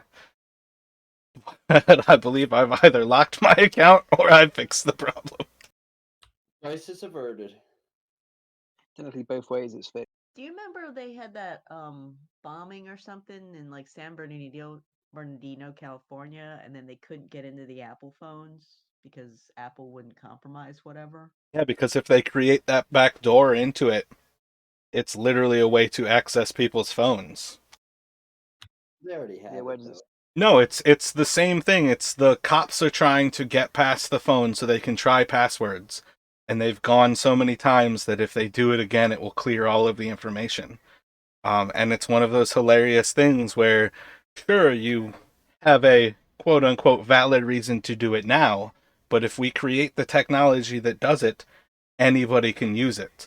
So by never creating the technology, it's not accessible. It would bypass all of their security to create the option to bypass their security. It already exists. You can say that, but the fact of the matter is it doesn't. But moving on, back to the actual game at hand, because I don't want to argue about cybersecurity. That's not what this point is. We are moving into the tent tier, towards the main tent, where you all would have a pretty solid understanding that Frulam, if not Landerosa, would have been staying at previously. As you progress forward towards it, you don't seem to see any sign of anybody standing guard around this tent area. Uh, Vicious as well as Arlyle would be the first two to pick up that it appears to be exhibiting the same burnt characteristics. Assuming you continue to approach forward towards it, once you get there with the torch, you are able to confirm that it also seems to have been burnt to the ground. So at this point in time, is there anybody like around us if we were to whisper or speak to each other, or are we far enough from everything? Roll a perception for me. Don't seem to see anybody too close. We will put. There seems to be a fire in this general area, and then we'll call that's the other of the three. It's kind of a moot point where they were.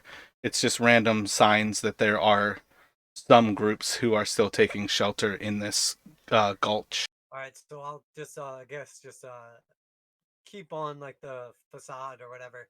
But speaking to the party, Doc will say, "Well, looks like they've already moved on, but perhaps we should clear out the remaining ones. I understand they claim not to be cultists, but allies to our enemies are still a threat in many ways." Might I suggest investigating some of the larger burnt down tents? And then, if not, uh, we also have the option of waiting to see who comes and gets the food these guys are getting, or just trying to get information out of them the old fashioned way. Yeah, I think we can investigate as much as we want once they're dead. The best situation I think would be to kill the majority of them and perhaps keep one or two alive to try to get the information, but make sure that they understand the necessity to share anything that they have. If we're murdering for the sake of murder, then how can we call ourselves the good guys? Because these are evil cultists. And they've Because Because already they work for the dragon cult. So, would you rather feed the dragon cult or would you rather just look a blind eye? Because where I'm from, good people looking other ways just as evil. The world moves forward, and there's people that do good things and bad things. If you do bad things, I can fight against you, but feeding people is not one of those things that I'm okay to murder people over. But But these Uh, aren't good people, my friends. These are horrible people that attacked the village for no reason, murdered everyone there, and then took their food. So if that's what we're talking about is enabling them to eat, then you allow them to walk away and go and kill children, which we've already seen them. we don't know that these are bad people. We've seen perhaps these you were people with our hiding own. deep.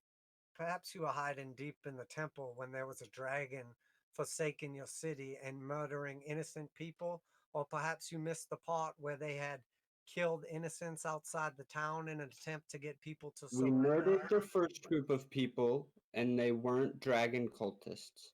And now we're gonna do it again, and it will get our group nowhere else. He makes a point, dear. You all have also. None of the cultists that you've killed have actually had any sort of like symbols or anything to distinguish them apart as dragon cultists. Yeah, just outside of game, all these people are mercenaries for a dragon cult that's like murdered like hundreds or possibly thousands of people. So it's hard to argue that they're not bad people just because you're kind of coming into the campaign late. But like assuming that you saw like probably hundreds of people murdered and killed by a dragon, captured, I sacrificed. saw a Nazi camp. Like, okay, so I saw people do Nazi level of bad things, but now there's people that are living in a Nazi camp, but that doesn't mean that they're Nazis. You all would have a solid understanding that this group of cultists has taken, if not murdered, certainly hundreds of people from Greenest, and likely more from around this actual area at present. These people claim not to be a part of that group. They are at very least affiliated with it. That guy, everybody had no reason to distrust him, as he gave you warning that he is not affiliated with this group beyond bringing them food. He does not want the trouble that you bring to them, and he gave you a recommendation not to go forward and bring trouble with yourselves. But from that point, you don't have any reason to think that these are good people. They are certainly not upstanding citizens. They are hunters. And they seem to be at present feeding some remaining group that you have not found here. From what they told us, they were being paid by the cultists to bring the cultists food. So what I propose is a little vote. You type 1 if you think that should it come to it, we kill these people, and 2 if you think if it comes to it, we don't kill. If they attempt to kill us, we attempt to kill them. It's pretty easy. I just at least would attempt to acquire information before engaging in deadly combat. Pretty It's sure what's- that's what we already did. It's one apiece of them. You guys can Looks do like what you the want. twos have it. It just doesn't make sense, but it's okay. I mean, I get that you're trying to play a cleric and that you want to be like a holy man, but you have to understand that this campaign is basically us trying to kill a cult of people that are summoning a dragon, kidnapping people, and murdering them. So if you want to be on the side of the quote unquote good guys, that's who we are.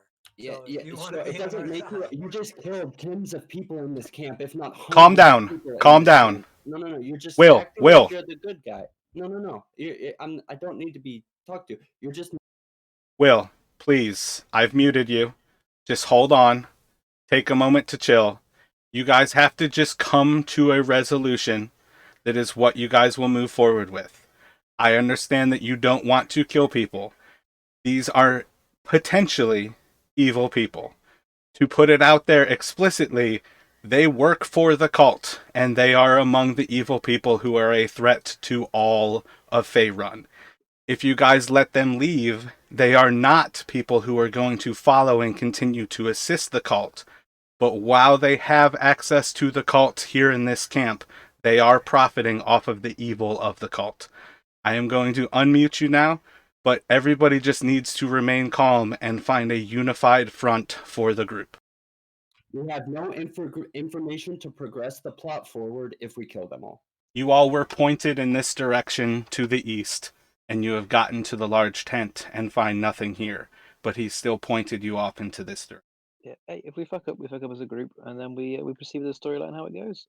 Jared's very good at coming up with ways to create storylines out of things that we've completely ruined, because we've ruined storylines several times. So don't worry about it; it's just a bit of fun. We know we've been here before. It's an evil camp. It's evil people. We've seen them kill kids right in front of us and stuff. So yeah, we're here for information. But if it comes to it, we'll kill them. We'll fight. Don't worry about it. It's gonna be. Let me have you all do a perception check. Just a perception. Perception, not deception. I feel like your perception's actually better than that too. I'm deceiving my group. I'm not gonna just kill people. You are using your eyes to look around. You are not saying anything to the group. Charles telling you, these are good people.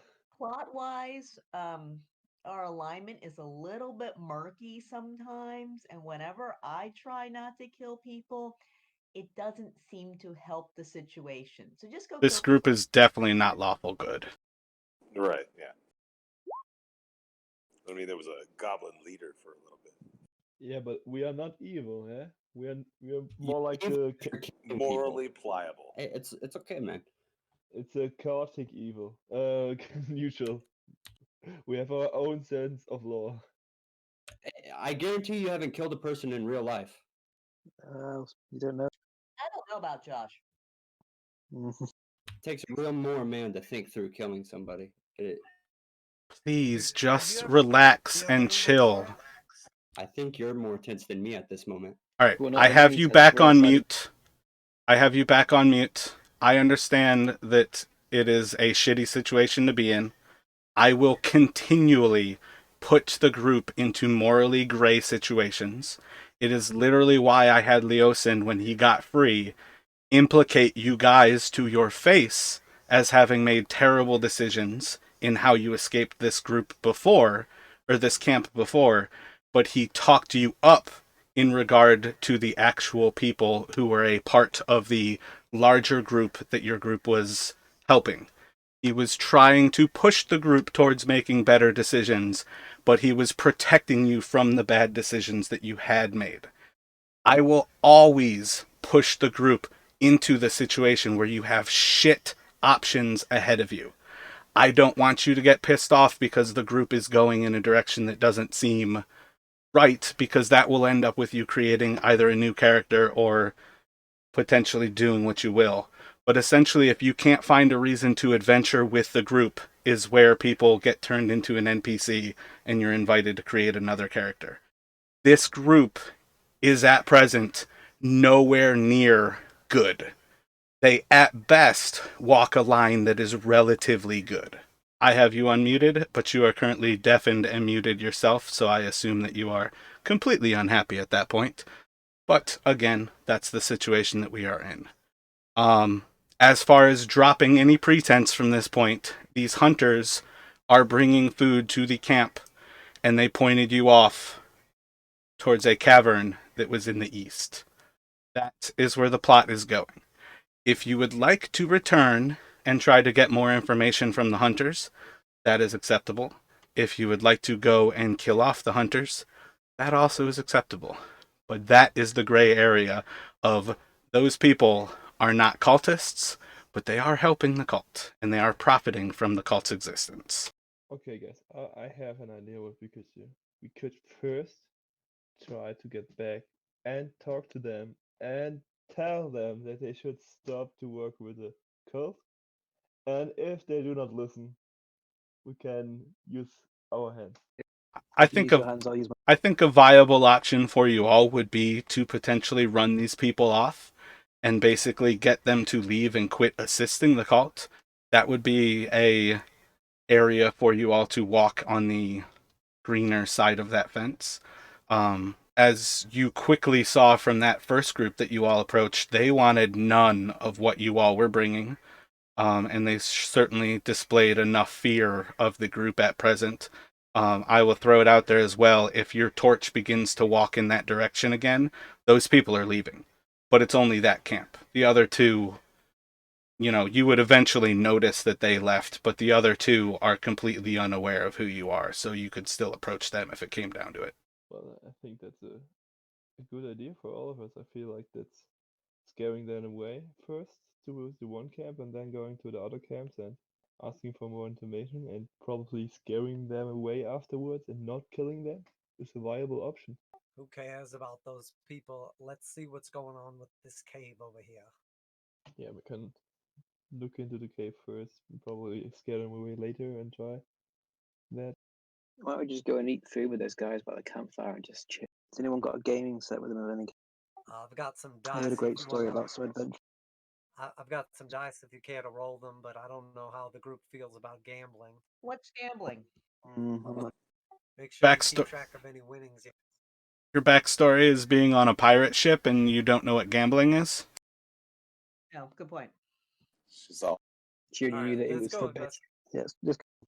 So our plan is to go in, go up to the tent, see what we can find out, and just see what information we. Just going up to the next set of hunters? That's what you're thinking? Oh, I'm thinking the cave. Yeah, maybe. I mean, the other option, if we go talk to another set of hunters or whatever, and they don't give us any useful information, then, I mean, what are we going to do? Just go into the cave anyway? So they're obviously not just going to give us information. And if the group doesn't want to like try to strong arm the bad guys to get info, then we might as well just go straight in the cave. Okay. Yeah, not pretending that you actually have a cleric with you anymore. But part of what was perplexing to them was that you were hunters at one moment, and then you had you had captured and done stuff for the actual cultists that was what gave you away. They were perplexed why you would actually be going above and beyond when the cult wasn't necessarily going to pay you for having killed and captured someone. My Discord is displaying me that our Clegg started to play Dota 2. Yeah, he left the actual campaign as well there, like the virtual tabletop. Well, it's a little bit a quick Seriously? temper there.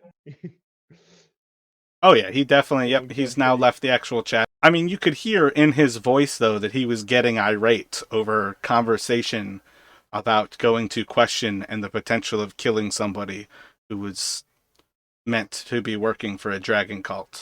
Yeah, I'm what gonna a be honest with you. crybaby little bitch. Yeah, I'm saying. Yeah, I'm gonna be honest with you guys.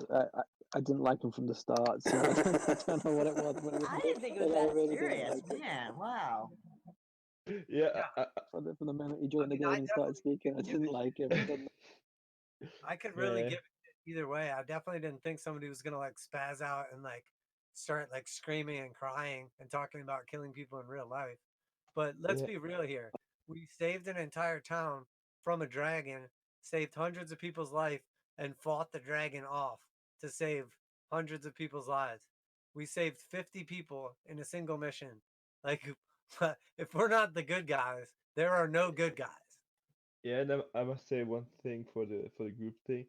I think a player who can't work with the group or change his opinion to fit the group at some points. I mean, you at sometimes you have to be a character and everything, but you know you when a group want to do specific things, can't just say no, I'm not gonna do that. I'm gonna yell loud and attract any enemy or something like that. Yeah, Well, that's what I was getting at. If you don't have a reason to be adventuring and then adventuring with the group that you are with, your character will be turned into an NPC. It's literally the only option is you basically either you get to re-roll your character and create somebody who has a reason to be with the group, or essentially you've already left the group. There's not really a gray area there.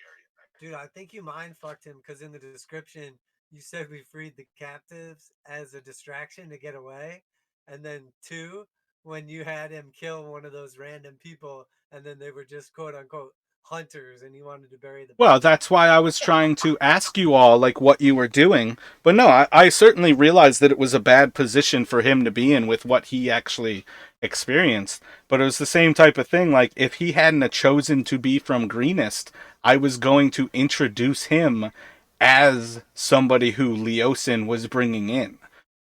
And that's where I would give him information from the lips of Leosin rather than how he immediately wanted to jump into the game. Like, you have to give the DM some time to actually do your introduction. Otherwise, if you want to jump in making decisions, that's where I had to, like, let me pause you for a moment here, and I described the actual dragon and cult assault on the town that he chose to be from. Because he had to appreciate, like, this place has lost hundreds of civilians to this cult. A lot of people died to the cult. Um, but that's just kind of the randomness of how things play out. It was certainly unfortunate how he took it. What it comes down to is essentially nobody who is outside of this actual cavern is a part of the actual cult. The scouts who you all have encountered so far are all just hired random people, um, not necessarily mercenaries, but they are something closer to local hunters who have been paid to bring in game. And it's hard for just a random local to turn down like gold per kill rather than where they would like take a kill and maybe be able to get some copper slash silver for it. Like the cult is paying a lot for kills, and it's hard for these otherwise normal civilians to pass that up. They're like Uber The drivers who deliver food. the contractors on the Death Star. Yeah, 100%. Definitely the contractors on the Death Star type of shit. Like, you are taking part in some certainly evil shit, but it's also, like, when you think about what the rebels did, like, you killed a lot of innocent motherfuckers who may have, like, brought a straw forward, but they weren't the people who, like, were the hay bale. The hay bale might be dangerous and able to roll on top of somebody and kill them, but is one person evil for bringing a single piece of straw into that hay bale? There's a big moral question here. Where I mean, But I I mean, can't believe you brought up Nazis and then lost his shit. Like, no well, offense, Jan. I know you're from Germany, but if you're working in a concentration camp, just because you say you're a good person, you're still working in a concentration camp. You're getting paid by the bad guys to do bad things. So, as far as I'm concerned, you're not an innocent civilian. the banality of you, evil. you don't have you don't have to hold back with it. No, just I don't really am offended by anything of that kind. So Oh yeah, I figured as much. I just meant because you're actually German. Like I just thought it was funny that he brought up like the Nazis, but it's like you can be a bad person, but be like, oh no, I'm not bad. I just work for the bad guys. I'm not a bad guy. And you're like, well, are you making the life of the bad guys easier? Well, yeah, but only because I need the money. Okay, so you're a bad guy. Like that's what it is. You're either a good guy or a bad guy. The banality of evil is quite literally why all of my campaigns are almost centralized along that idea of evil shit is done by normal people who slowly bend their will and quit paying attention to the little shit that makes for good actions. And that's one of the things where I feel like people forget how quickly little choices that you make slowly turn you towards doing evil shit, whether it's because you're forced into it, because your family's threatened. There's a lot of different little things that turn people towards evil. And the banality of evil is one of the most interesting aspects of, in my opinion, philosophy and psychology that makes this game entertaining to actually dance that line when you're not doing it in real life. Not I'd all of still say us. Josh is killing people in real life. Honestly, I thought it was so funny when you said that, Jamie. It was so funny. Nice to know you think of me as the one of the group who could potentially have killed someone in real life. By the way. There's like Yeah, a that was new So you're the only one who would kill someone and get away with it and be able to talk about it. there's like a that new was super Jack the weird. I don't know Ripper. why. There's a I don't know why you 12-year-old killed him. serial killer who Yeah, I've never killed anyone. The worst thing I've ever done is cover someone in jam and make them walk through the forest in front of me, and that's it. It's on another What was level. that? I said I never killed anyone, but the worst thing I've done is cover someone in jam and then make them walk through the forest in front of me to attract the insect. you could tell that he was done the moment he said something to the effect of, well, I'm sure none of you have ever killed somebody in real life. And he was like, I don't know, it was vague, like an air of, I'm speaking from experience of someone who's actually killed and done real evil. I don't think you all should go down this path. Yeah, it was basically one step away from my dad works at Wizards of the Coast. Exactly, yeah. It was definitely that level of like pompous ass. And I don't want to go out on a limb, but I am pretty sure most of us are probably twice his age, if not he was certainly the youngest by 3 to 6 years, I would assume. Yeah, probably. Yeah, well, when you're young, everything's morally good or evil. Yeah, that's crazy to think that it's this hard just to get a decent D&D player. Yeah, they're pretty rare, aren't they? Well, Like again, holy shit, man. I'm not sure if you all read the post, but like the moment he said, "This is the character that I want to play in this game," I'm like, "Bro, we Oh, haven't yeah. even talked about my game." I'm gonna need a cup of coffee for this because I could tell it was about to be a ordeal to go through character creation. That's always a red flag because they always want to shoehorn their ideas into the story, and it's just like make your character a product of the environment. Exactly. That character could have been from like a Powerpuff campaign where everything is like fucking lollipops and fucking hand grenades. No, not hand grenades. Marshmallows? I'm not sure the actual like analogy, but it who knows what that character came from. And it was just one of the things where I'm like, try to have an open mind. I don't think I actually ever mentioned that this campaign is certainly not a good campaign. You guys are walking a line of helping people, but are you doing good? Yeah, vaguely. 17 to hit. I'm gonna add my I'm gonna add a dice to it, and then I'll action surge. I'm gonna kill the cleric. you know, That turns you into evil. Yeah, definitely Dude, player killing is evil. I can't believe that he was like ready to quit the game and derail everything over a Like fake on your first NPC individual. session too.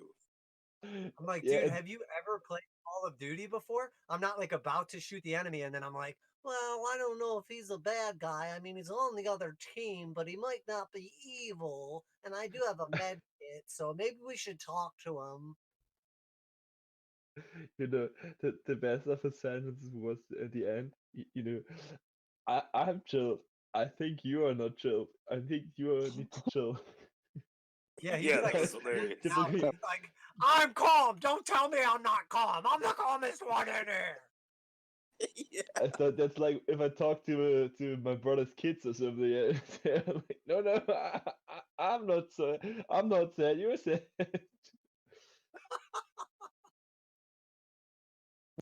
I know you are. You said you are, but what? Yeah, I mean, happens. Dear God, I can't even believe people. Well, I mean, he's new to the game. He's definitely intense about it. So, I mean, there's a good player in there somewhere. Yeah, I think there's some weird like correlation though when people pick a cleric that they like think they have to be like Exactly. a Right. holy man, like good person, and then it fucks with like their whole psyche, and they forget that they're like in a world where the majority of the dice rolls are rolling to kill things. Like, where do you draw the line? You're like, I'll kill a rabbit, but I'll kill maybe an orc, but I won't kill a human. Like, what? Like, where do you draw the line? It's a video game in a fantasy world. Like, in a Well, I mean, at the same time, that's kind of a fun way to play it as that line kind of gets pushed further and further back. Well, you just But have to be again, prepared to oh be yeah, calm. you have to play it that way. Exactly. oh, and 100%. There's nothing wrong with like having your different like character in-game beliefs or whatever, but then you have to be able to discern the difference and then have an actual conversation with the party and be like, hey, my character is like a good person and doesn't want to kill like random people. But if you can't have a conversation with people about it, then it leads me to believe that you're not in character, you're just spazzing.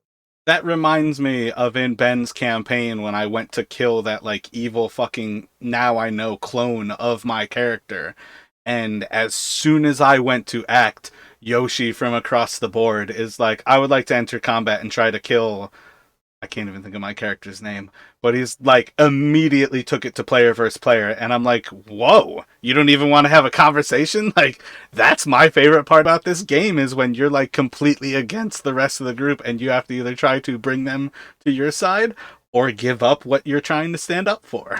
and in the beginning, I also believed that this was his plan at the moment to like to try convince us to not kill anyone Well, if he yeah, can. he took the reins. He jumped right in and took the reins today. That was awesome.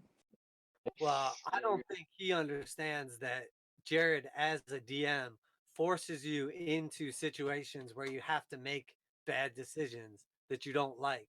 Right. Like, because there's definitely a difference between just walking down like town square and just like slitting some woman's throat in front of her child for no reason and like killing people that are supplying food to the cult that just killed hundreds of people. Like, and that's where I think like some people psychologically can't handle like Well, like D the scouts are a part of this book, and it writes them off as they are not part of the cult, that they are like hunters bringing in food for the cult. So it already has that level of the gray area. Leosin is meant to be waiting for you in Greenest, and he takes time to like head up to El Churro. Um, and it was me adding in that he had basically watched you guys sacrifice the other prisoners, but didn't share with the town what you did. Because I thought that was a very gray area line that you all chose to walk on.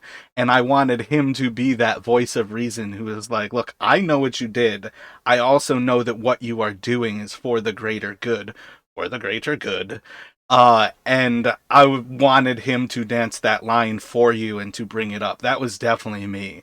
And that's definitely, like, the more I play, the more I've realized, like, I think that's what my campaigns are, like, focused on. It's intrigue, combat, and adventure.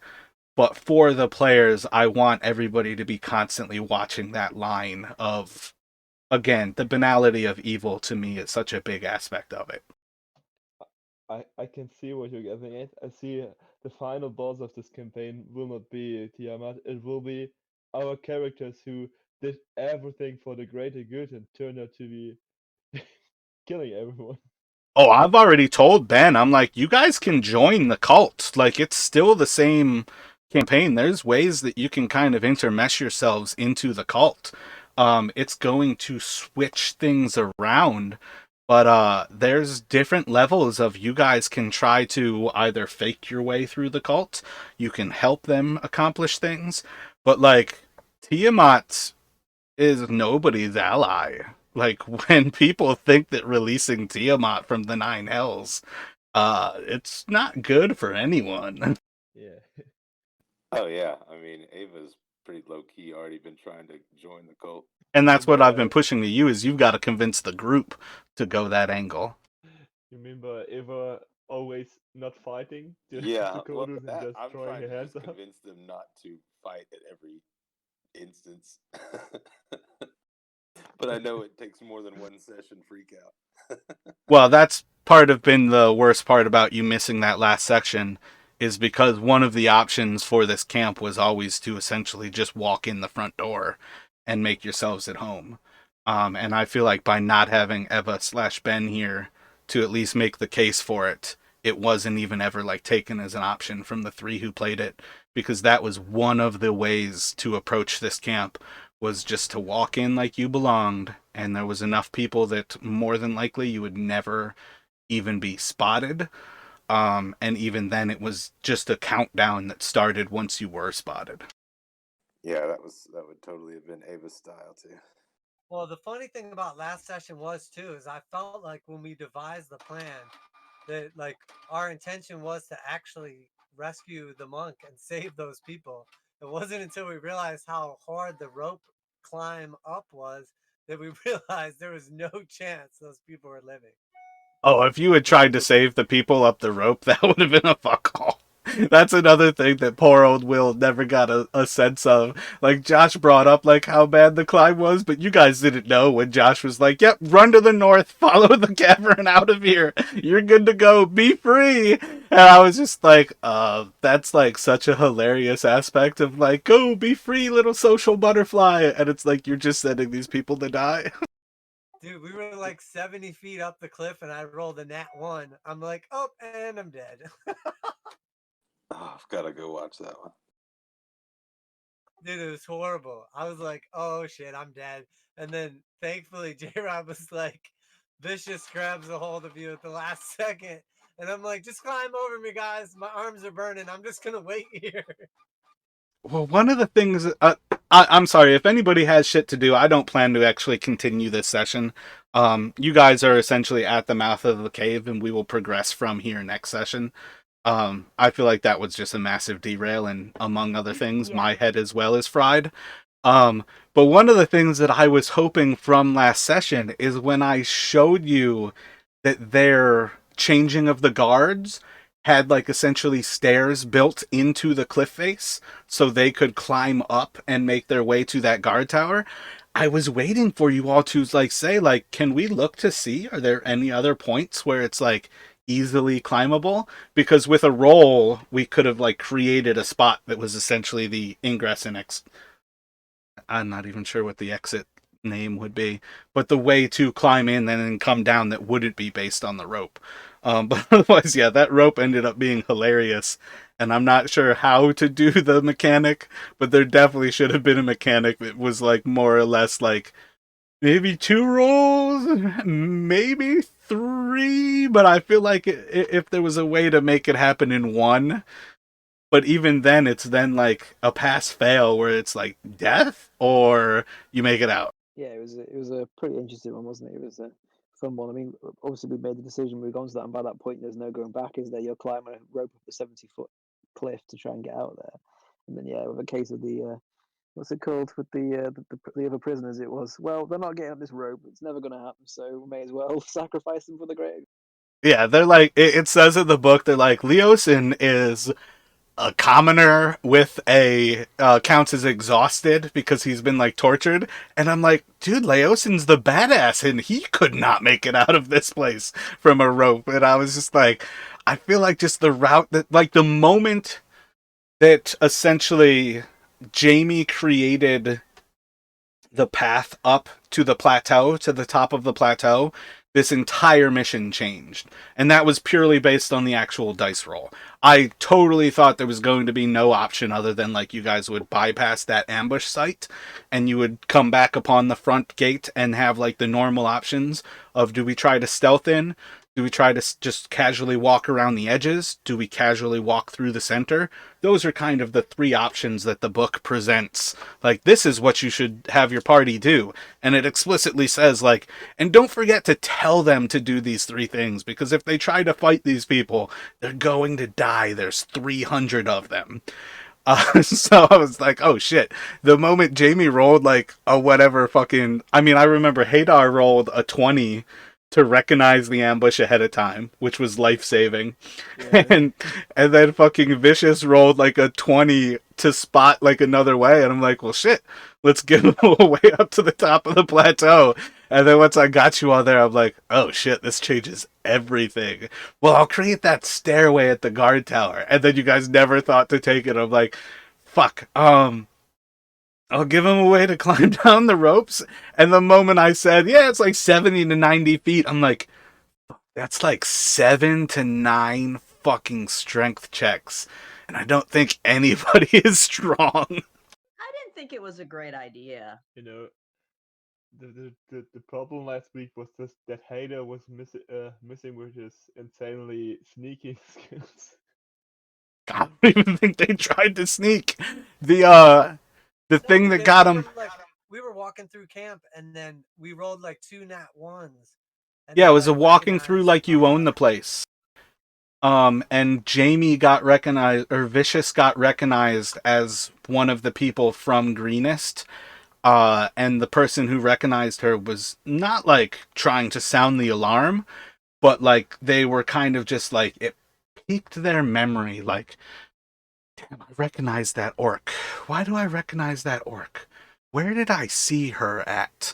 And then, like, it was X amount of turns after that that he was going to notify, but it was actually the people from the main tent when you were talking to Leosin that essentially, like, sounded that alarm, that really set shit off. But at the same time, nobody was ever in particular hunting for you all. Oh, that's what I did. I ended up having it be about the actual guards. Having the guards lost up top, because it was nobody who was actually hunting for you all in particular. It was just these 3 little instances where shit seemed a little bit off. We wouldn't have